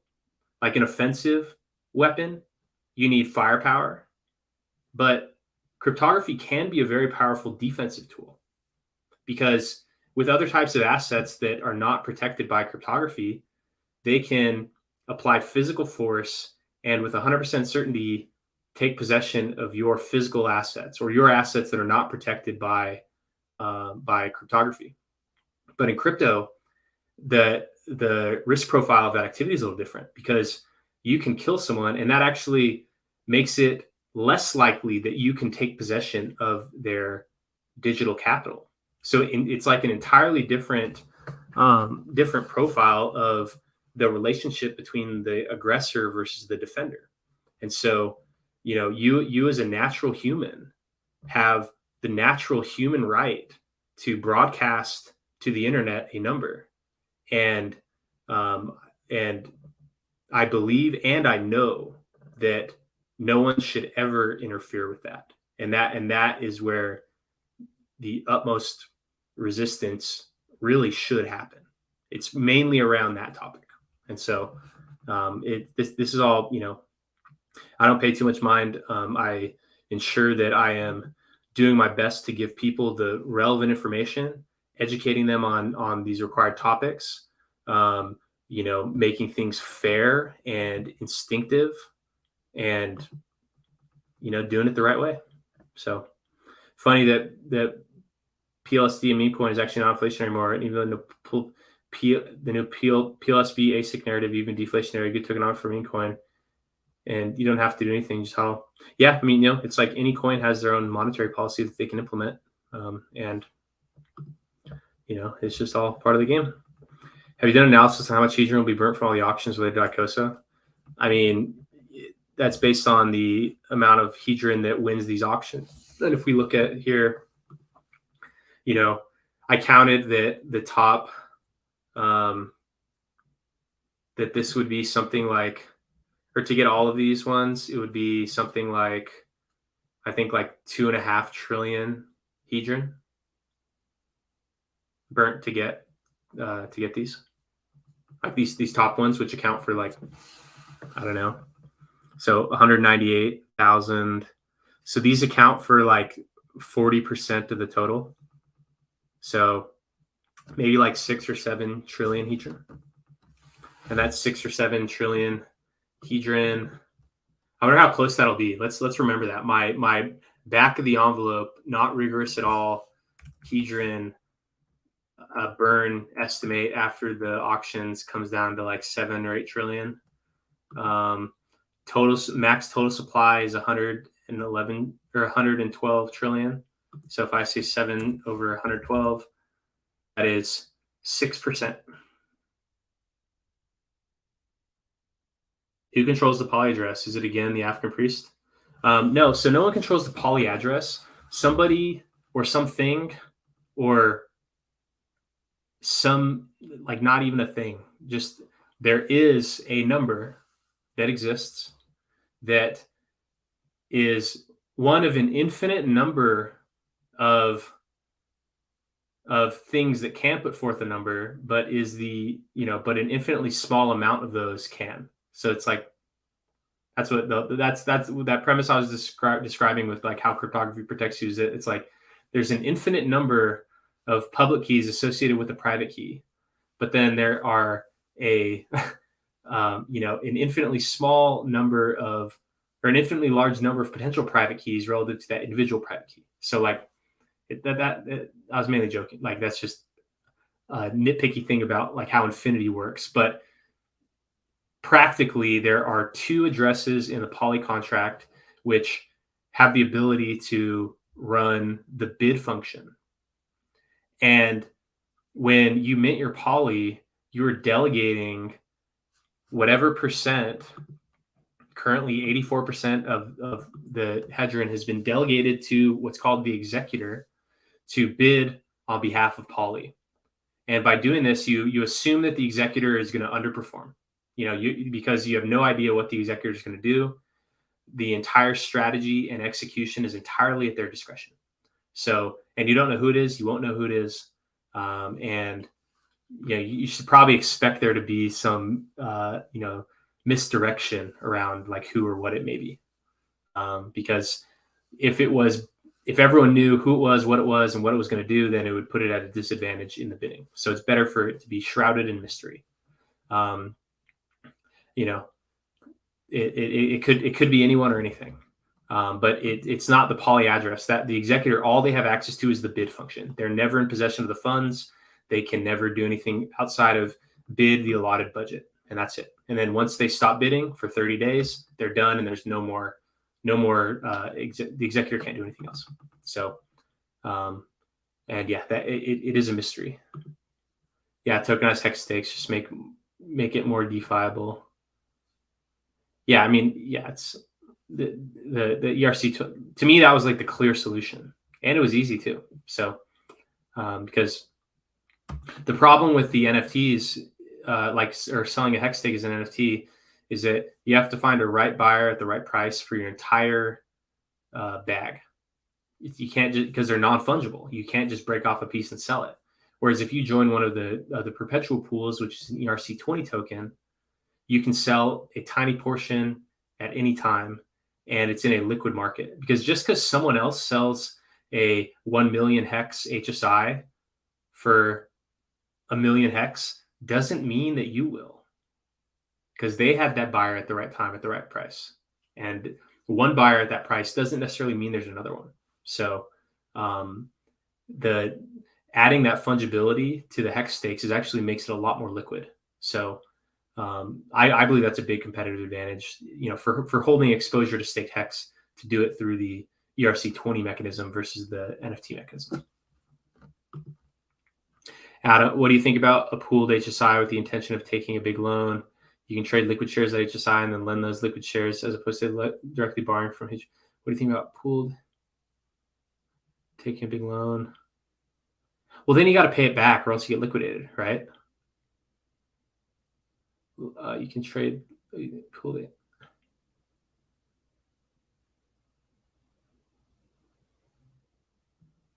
I'm not sure exactly what you mean by that.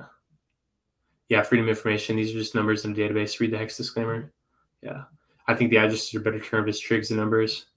Better termed as trigs and numbers. They do not have application in numerical laws. What do you mean by that? Well, what you see there, like that transaction hash, like that is the hexadecimal unit. So 256 divided by 4 number. So I love how seriously you're speaking with those glasses. Yeah, I literally was like forgetting about that. That's really funny. Judge a man not by the color of skin, but the content of his character. That's right. Same with glasses. Freedom of math, freedom of pleb. SEC is just a bunch of boomers. Yeah, they're underperforming boomers. Like all the top performing boomers are busy being billionaires. All the underperforming boomers are the ones in the SEC. Bunch of boobers. You're talking about natural log. I was describing natural law, but natural log is Well, so log base 10, let's see. Log of 10. So log of 1 is 0. That's log base 10. Let's see what ln of 1 should also be 0, right? Or it should be, would that be e? Someone remind me. No, that's 0. Yeah, so you're right. ln natural log of 1, but you said ln z. Do you mean something by ln z that I don't know?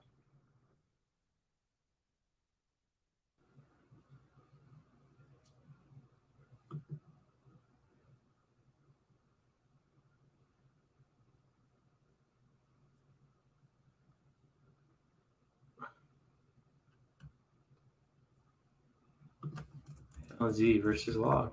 You are teaching me something new. Okay. Are you referring to big L? Principal versus non-principal values of the natural logarithm. There are two problems. Little ln of -7 and big ln. I solved little ln equals I pi plus 2 pi k.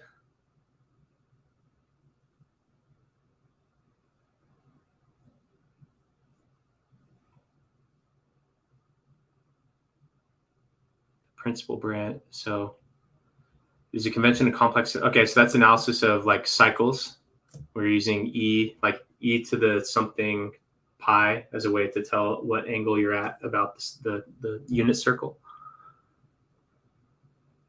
Denote the principal branch of a multi-valued function. See, that's beyond what I even know. That's one step further than what I got. Let's see.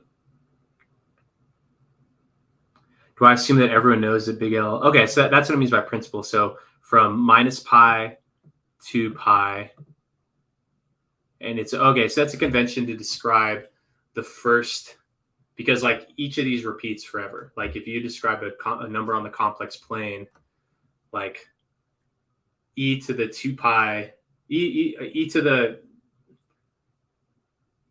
2/3 pi on the complex plane looks like that, and then e to the, what would that be? Now you're at 2/3. Now you're at 2 pi plus 2/3 pi. So 2 pi is 6. So now that, so 2/3 pi is equal to 8/3 pi or something. But by describing ln with the big L, you're establishing your frame of reference as just like ignoring the next full cycle that would result in the in the line coming from the origin on the in that frequency, or in that in that complex number plane to just line up with that original angle. Okay, so you're asking, does ln of 1 equals I'm not sure the last number. Well, we'll have to.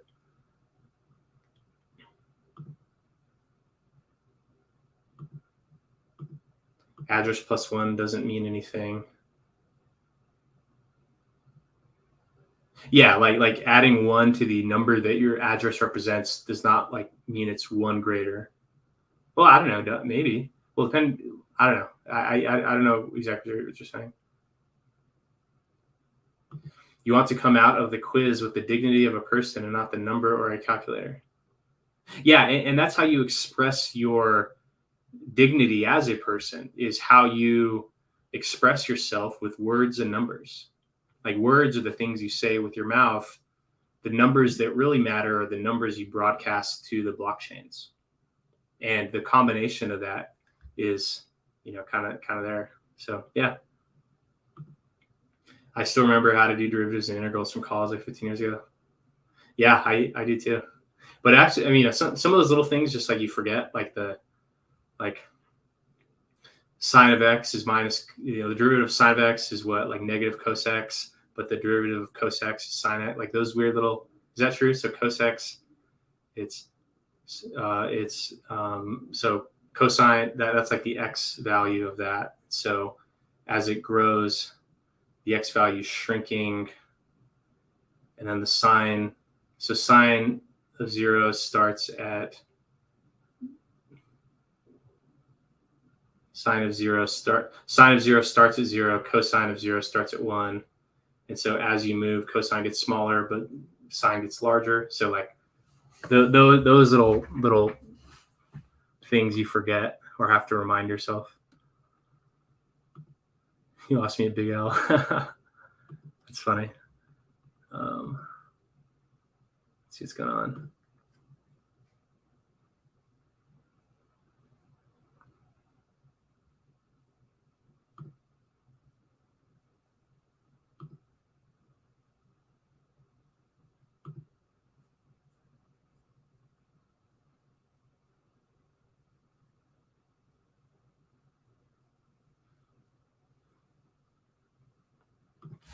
PX Labs just think we can hit $1 trillion.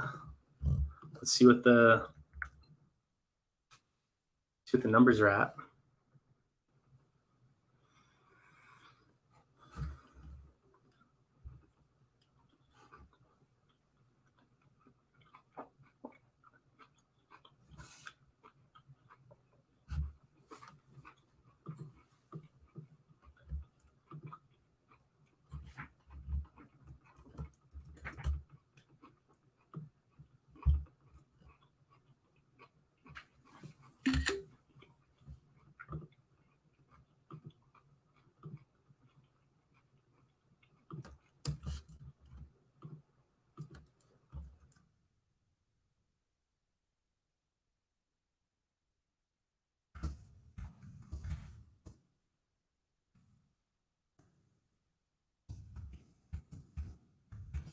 So currently we're at 367 billion hedron minted into poly.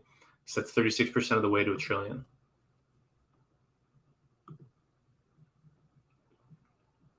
AJ Rip City Hex says, can we do a quick update? Yeah, so that's where we're at. It's pretty cool with the slope of cos x, sine x, and the slope of sine x, cos x is such a small point on the plane. Yeah. It's like one of the uniting forces of reality. It just goes on forever. Yeah. There's no reason why poly can't take 10% entire hedron supply. Yeah, I mean, let's see where we're at on the hedron leaderboard.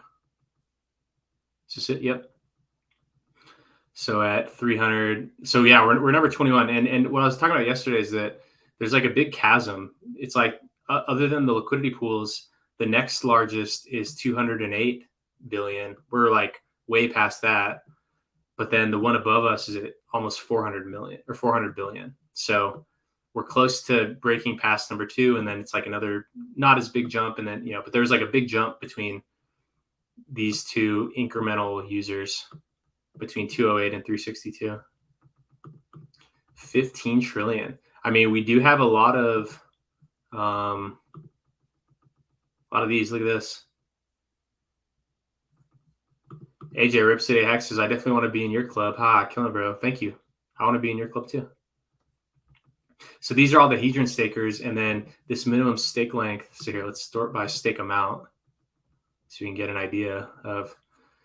So what, like, because the amount of hedron that's staked is pretty big, and the amount of hedron that the source address owns is pretty big, and so the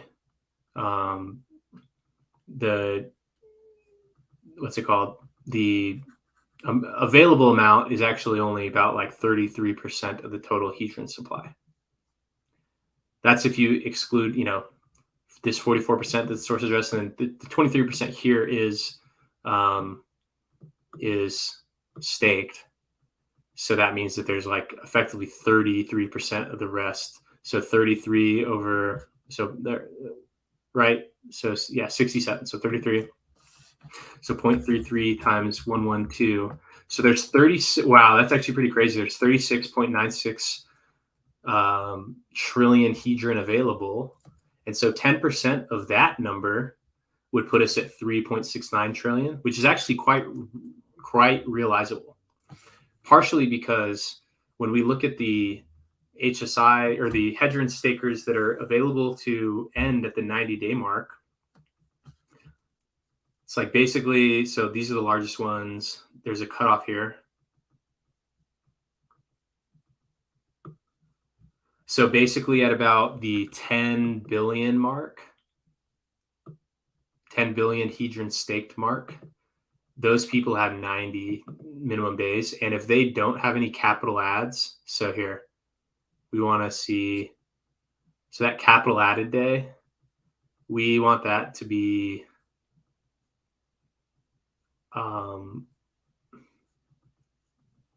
the ones, so like 171, I think. So I think 171 means day one. Or you want it to be 0 here, payout pre-capital added. So right here is the cutoff. And so all these users that have a 0 in this column, big 9, these have 9 billion, 9 billion. All these people have 9 billion. Look at all that huge wave, 8 billion, 7 billion, 7.3. Like all those users are available. And that accounts for I think when I did a rough estimation, it's like a couple, like 2.5 trillion hedron that's potentially coming unstaked on the last day of minting. So we definitely could. And as we get larger and as we work our way up the leaderboard, anyone else above us is now, or anyone that's like even below us is now like, oh shit, now I have to compete with that. And so then they pile on, their staking budgets because they're, maybe better off that way, or they're just going to be stuck with the ICOSA ones. And in that case, those users are actually really happy that a massive whale exists and is bidding a lot, because there's not much of a difference in the bigger pays better bonus of getting, if your plan is to sell back to the ICOSA contract, you can afford to have a bunch of really tiny stakes if you're just going to accumulate them to sell. And so a lot of those, so basically the people that want the stakes themselves, it's like you don't want to be competing against Poly. But the people that do want the HSIs themselves, it kind of benefits them in a way, because all that is hedron that could have been going and competing for the HSI, recycle supply. And, so it kind of makes that a little bit less competitive, but at the same time, it moves people kind of down the line where, they may be searching for smaller and smaller ones. But that's just part of the game. And that was the reality before Poly existed. Like Poly is no different than any of these other addresses. Right. So there's really no difference between Poly and any one of these other big addresses at all. It's like totally their choice on what to do. And they could buy the stakes for the hex, or they could buy the stakes for ICOSA. And then that's at each person's discretion. What happens if the source address bids on all the HSIs and leaves everyone else dry? Is it a possibility? Yeah. I mean, that's what I used to think the whole point of the source address was. I thought it was just like a way for, and I thought that was why the source address got all of the, where they get like a copy of the, or some type of copy of the bonuses. That's why they ended up with 44%. I always thought that the whole revenue model, I guess, if you want to call it that, was that the source address would get a bunch of hedron. It's basically impossible for the source address to sell their hedron, but they can gain value by bidding on the HSIs, because they basically have the advantage over everybody. They could win all of them if they wanted to.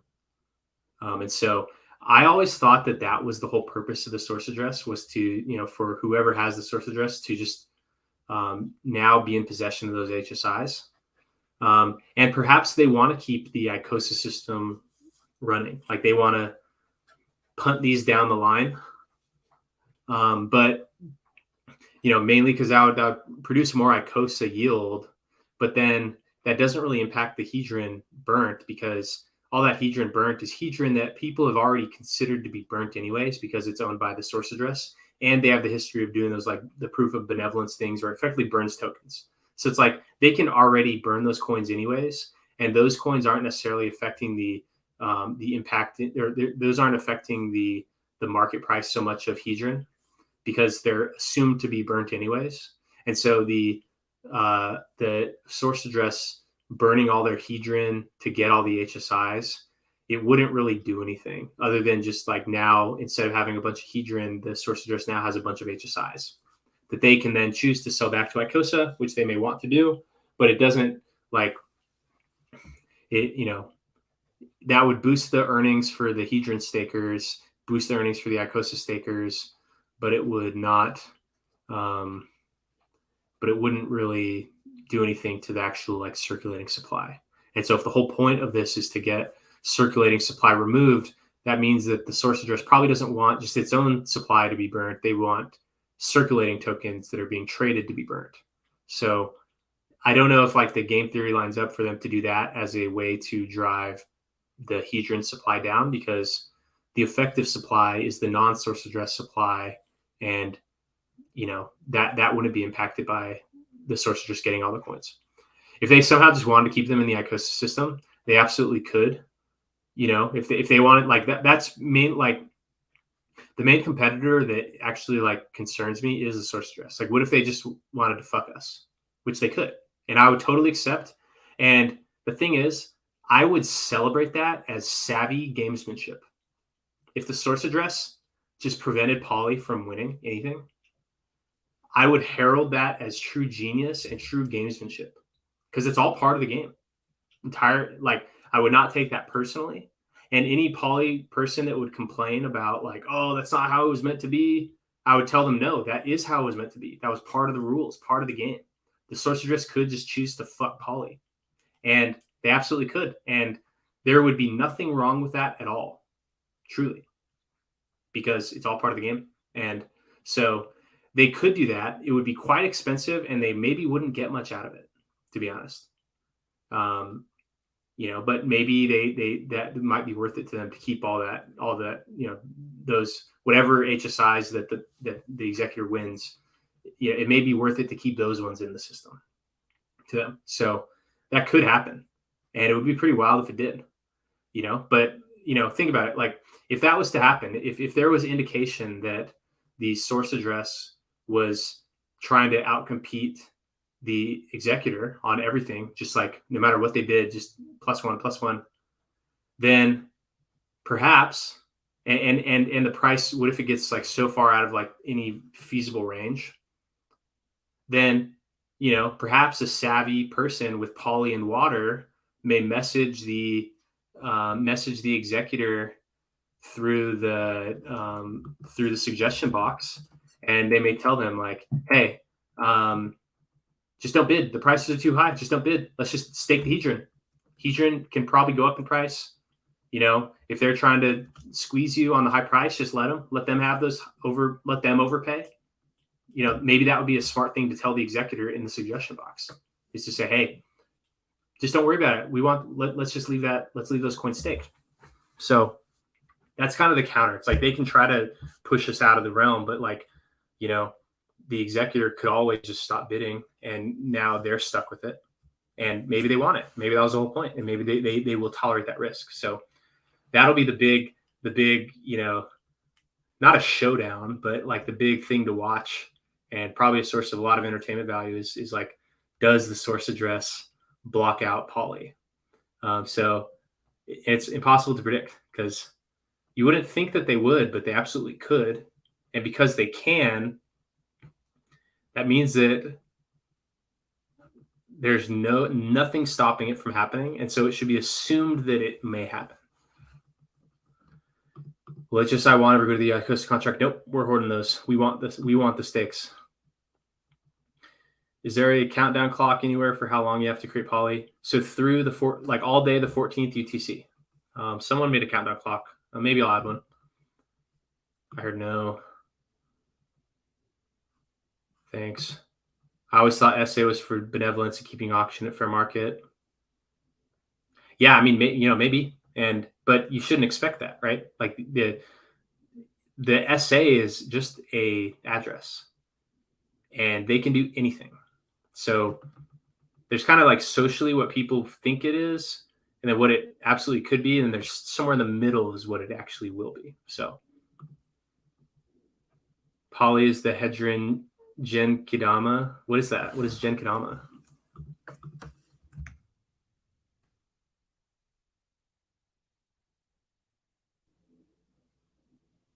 Oh, that's cool.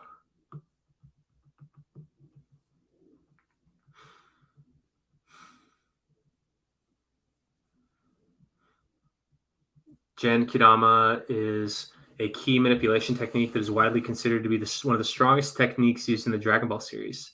It is a powerful energy sphere created by Kao of the North and later taught to Son Goku. Usage. Considered to be the ultimate technique of the Kao of the North as well as the trump card of his student Son Goku. The Genki Dama is regarded as a powerful technique geared towards the destruction of the victim. What sets the Genki apart is that most key manipulation techniques in the series is that it's fueled by the energy gathered from one's living surroundings. The user, who must be at internal peace, focus their thoughts on living beings around them, animals and plants, anything with a life force, and pulls on their energy. The accumulated energy gathered by the user is gathered at a specific point. In earlier uses, Goku could only gather enough energy toward his clenched fist, but other times he would raise both hands upwards and hold his palm out flat so as to focus the accumulated energy into a massive sphere above his head. The actual range in which one may actually be able to get the energy for the Genki Dama is not quite clear. Whether there exists an innate restrictive range that one alone may be able to reach if it is a range that is dependent upon the skill of the technique's user. But what appears to be certain is that the range does seem to depend on the user's ability to sense the energy they are seeking to borrow. For Goku, he demonstrated the act of borrowing energy from planets near Namek on his own, and years later managed to acquire energy from the living beings on Earth with the help of Kao of the North's telepathy. Genki Dama is a technique which can only be performed by a mind undisturbed by negative thoughts.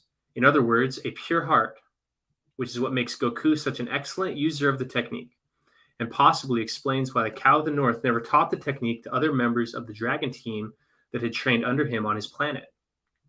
It is also due to this that Goku becomes unable to use the technique while in Super Saiyan state, as the rage and savage Saiyan tendencies induced by the transformation make the heart and mind clouded. Drawbacks. Like all key manipulation techniques, the effectiveness of the Genki Dama is dependent upon the amount of energy pumped into it. As such, an insufficient amount of energy will not be enough to eradicate the enemy, as was the case with Frieza when the Genki Dama failed to finish off the tyrant due to all the Namekians being dead at the time, and the only source of energy for Goku to gather was microorganisms in that solar system. The time it takes to accumulate the energy for a Genki Dama is considerable. As each time Goku has used the technique, he required distractions in the form of Taiyoken or his comrades fighting the target of the blast to properly form the sphere. Therefore, if an enemy spots Goku before the technique is finished forming, it can be disrupted and the energy dispersed. Oh my gosh, dude, you're right. That sentence alone. Oh my gosh. That is why there is an executor.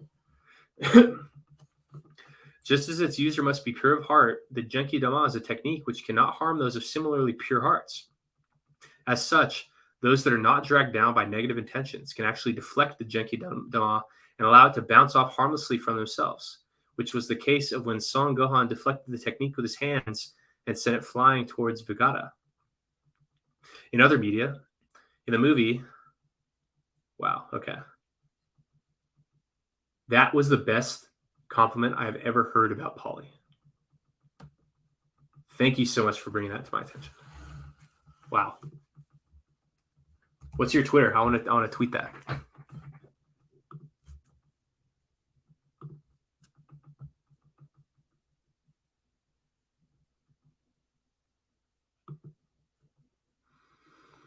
What's your Twitter name, CI?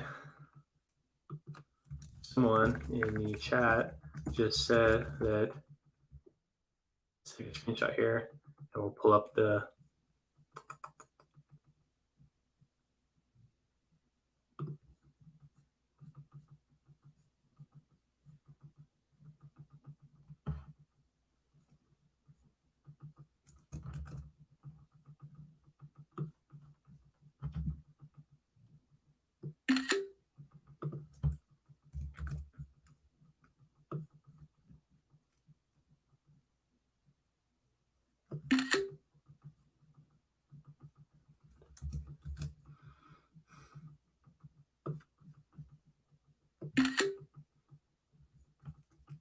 Let's tweet that out.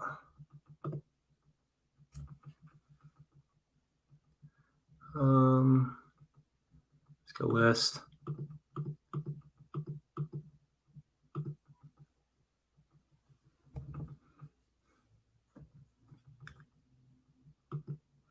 Probably the sort by date added.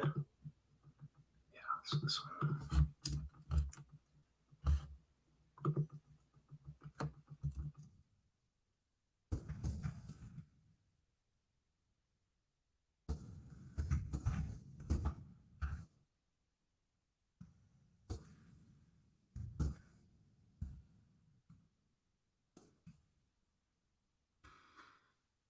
I'll share the link to that so people can read on their own.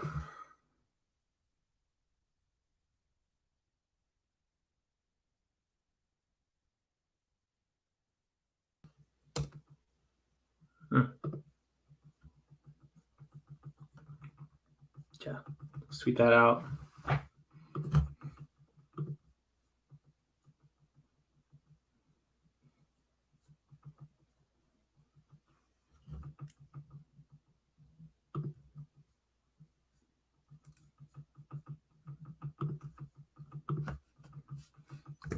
If you want the HSIs to stay in ICOSA, simply compete aggressively for them.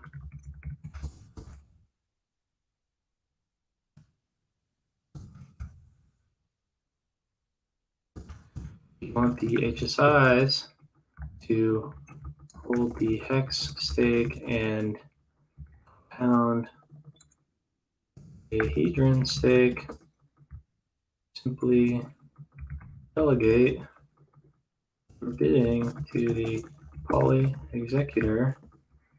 That doesn't flow off the tongue.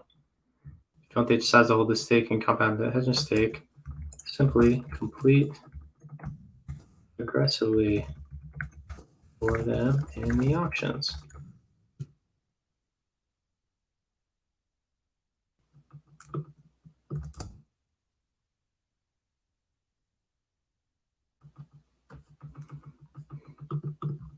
That was awesome. It really was. Hodl Rex said that. Oh shit, I already did that. Let's find you. Hodl Rex. Follows you. I'll follow you back, my friend. That is truly incredible. You just changed my life. Really did. The part that really resonated with me was about it can only be performed by a mind undisturbed by negative thoughts. In other words, pure heart. Like, I feel like that's so true in all things in life, is that if you remain undisturbed by negative thoughts, that you can conjure any reality.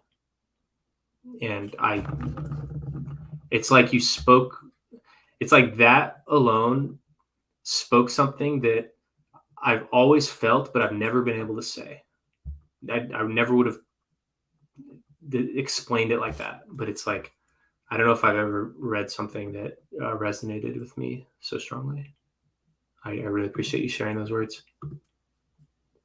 I'm really impacted by like symbolic words and just really compelling narrative. And that was a really compelling narrative.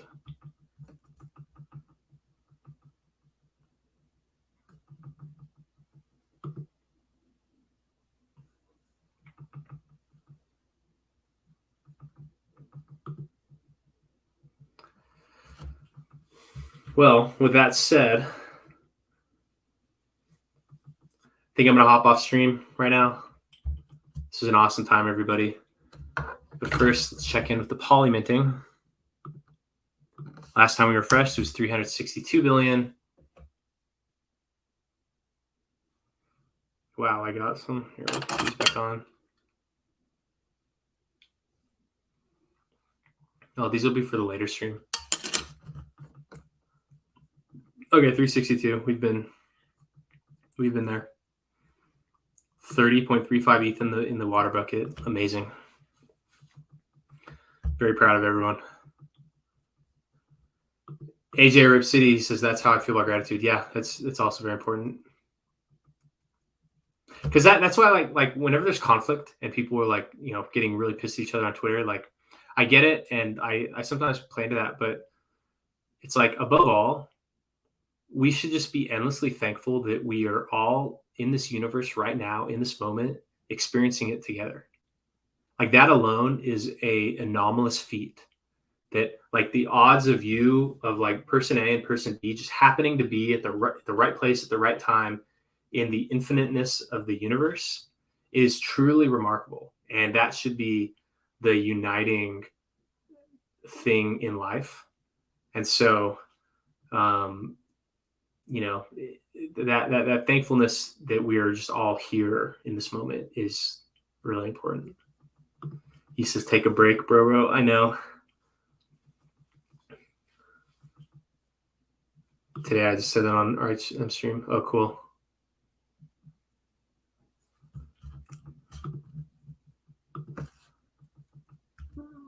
AJ, Rip, are you on?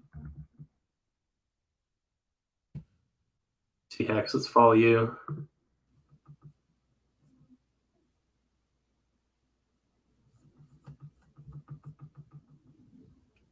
All right, who's in the chat right now? Put your Twitter name in here and I'll follow you. Anyone in the chat right now? And then I'm going to hop off.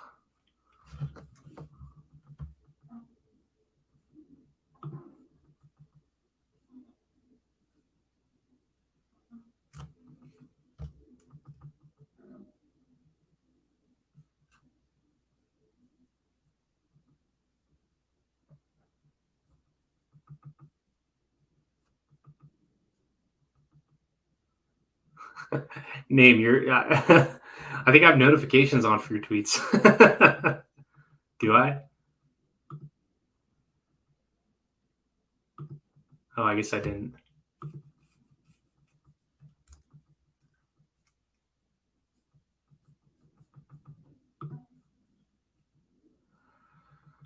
Complacency.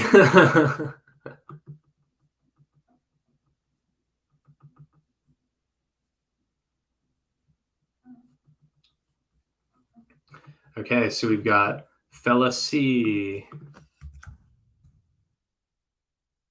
Follow you. October 94.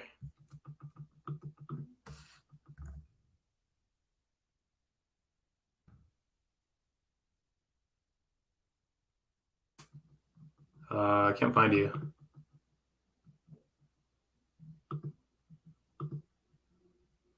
Oh, there you are. October 94, we got you. We need Hugo, UGO, EZ.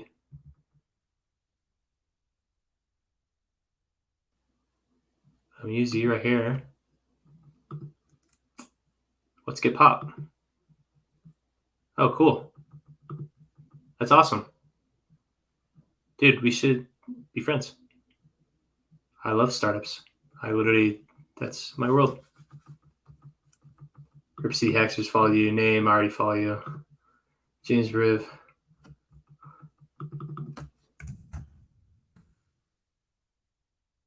James Briv gets the follow. Put on background music.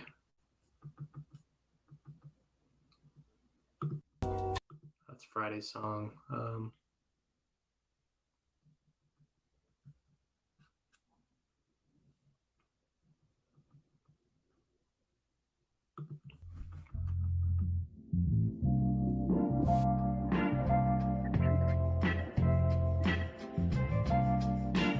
As we phase out, another signing day at Maximus. As we follow people back on Twitter. That's Huddle. Follow. Whoa, that was weird. Let me follow. Yeah. Hex, damn Hex.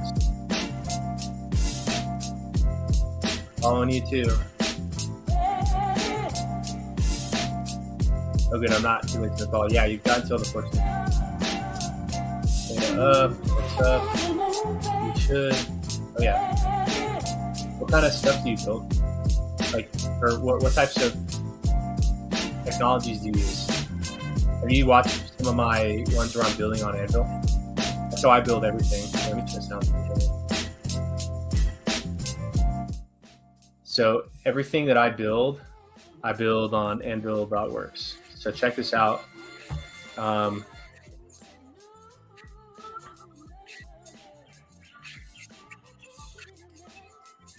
Like literally everything I build is on Anvil, and it's amazing. Literally, it may supercharge your ability at work. You may show up next week and just be a goddamn hero because of Anvil.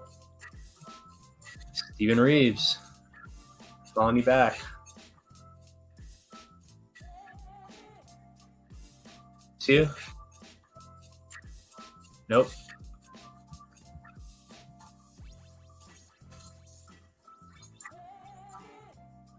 Love you, little bit more.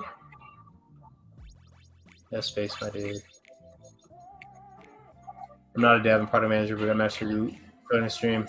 Oh yeah, you should ask the developers that you work with if they know about Anvil. You should tell them about Anvil.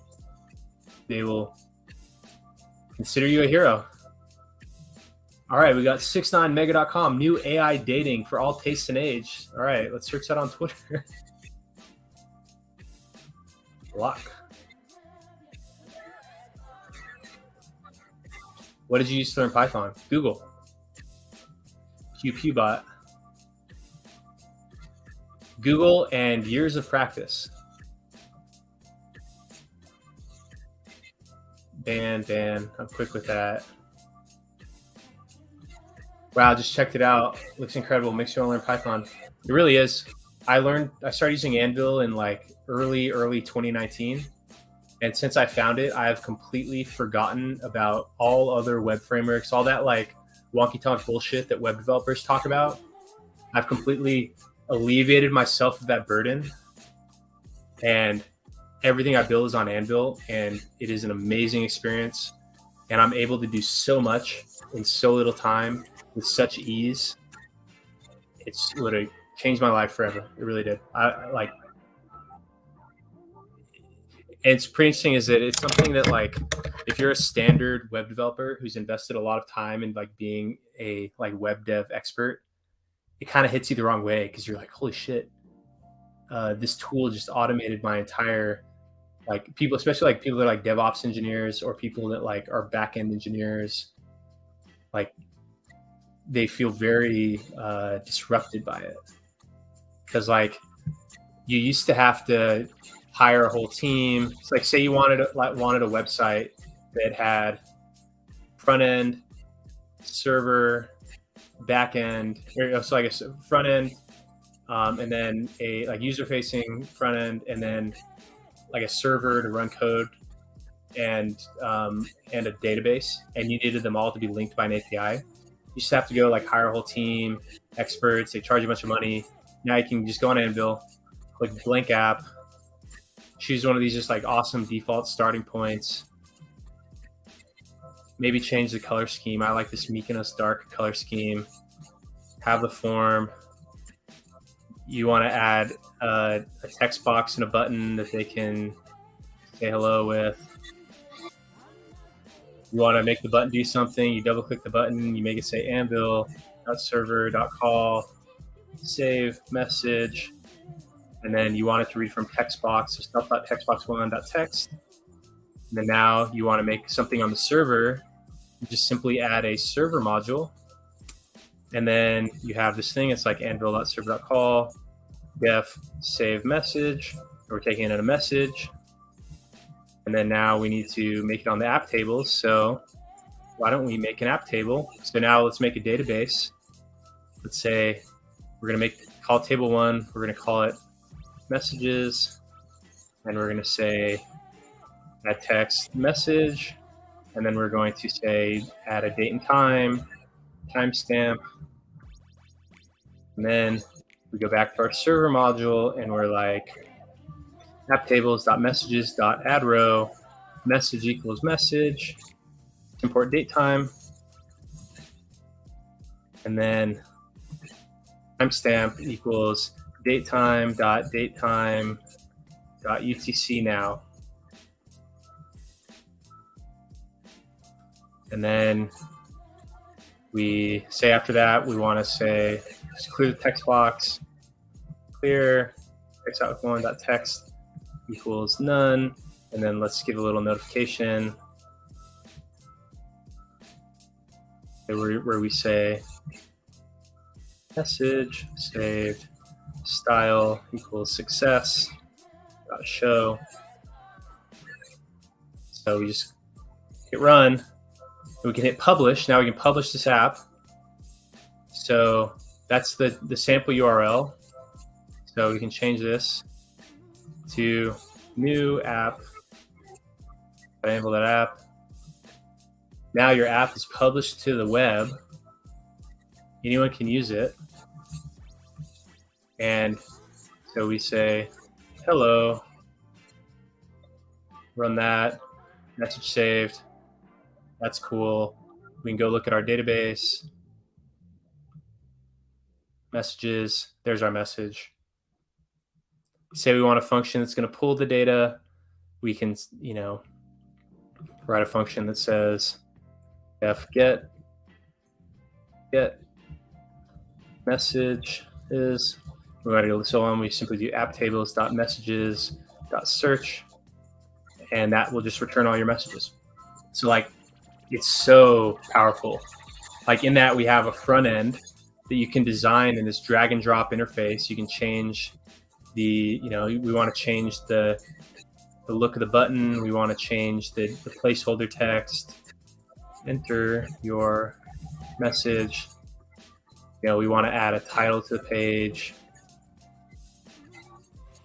You can just like say hello. So like you can drag and drop the interface and then do custom CSS design by opening this up. Say you want something else to be different. So like, I don't know what's a good example, something quickly to change here, but you can like update the CSS if you want. And that used to require a whole team of people to like put all that stuff together. But now it can be one person, doesn't know much, basic Python. Anyone can reason about this. Anyone can reason about anvil.server.call. So you're calling save message and you're giving it the text. Then you reset the text and you say notification message. Like anyone can reason about that.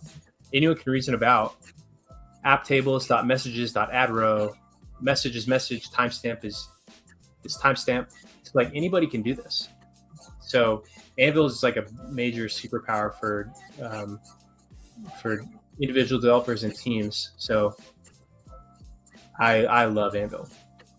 That's why I'm fine taking a bunch of financial risk in cryptos, because it's like Anvil really is what gives me the ability where like I know I can always do something on Anvil and make it happen outside of crypto. So I love Anvil. Yeah, front end and back end, and it's Python on both. And what's awesome, look at this. This autocomplete. So look right here. So app tables dot messages get. It's like this autocomplete connects the front end to the back end to the database. So they're all in the same system. And so it's like your autocomplete is like this constant sanity check that makes sure that the back end and the front end, like all the connections are right. Like everything is just right. It's truly incredible. All in one, all managed through this interface here. Full version control. It like automates Git for you. You don't even need to know Git. At this point, I've kind of forgotten Git. It's crazy. You'd never think that. All kinds of other services.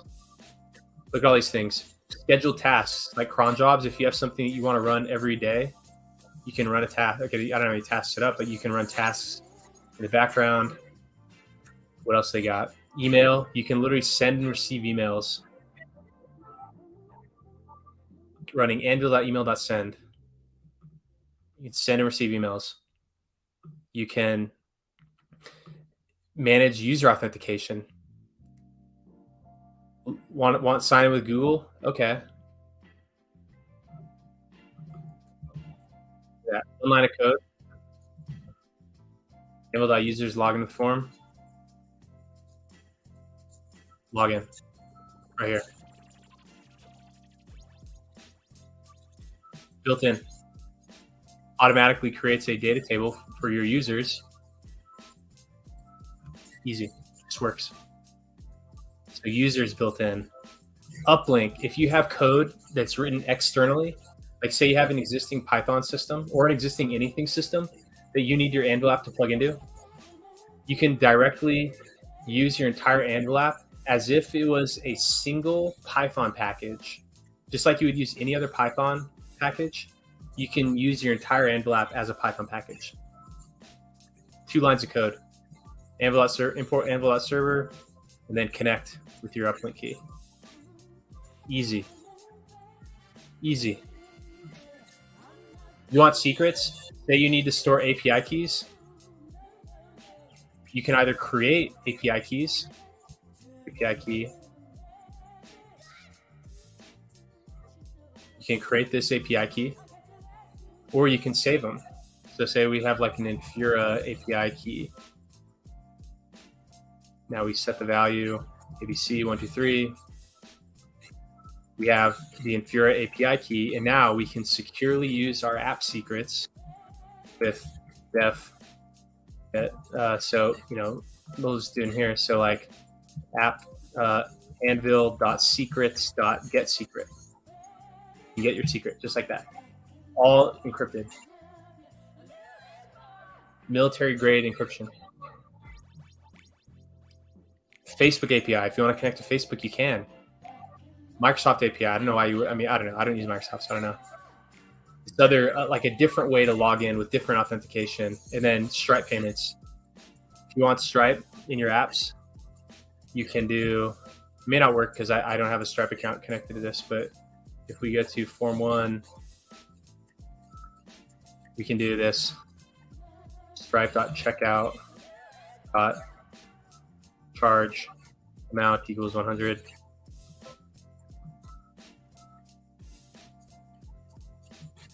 Okay, currency. So look at that. Throws you the error. Tells you what line you messed up on. Okay. Currency equals USD.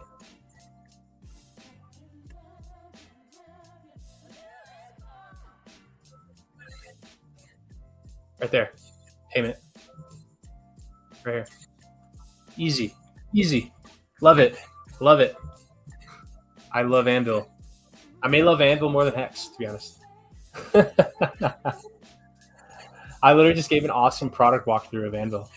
I should snip that and send it to my friends at Anvil.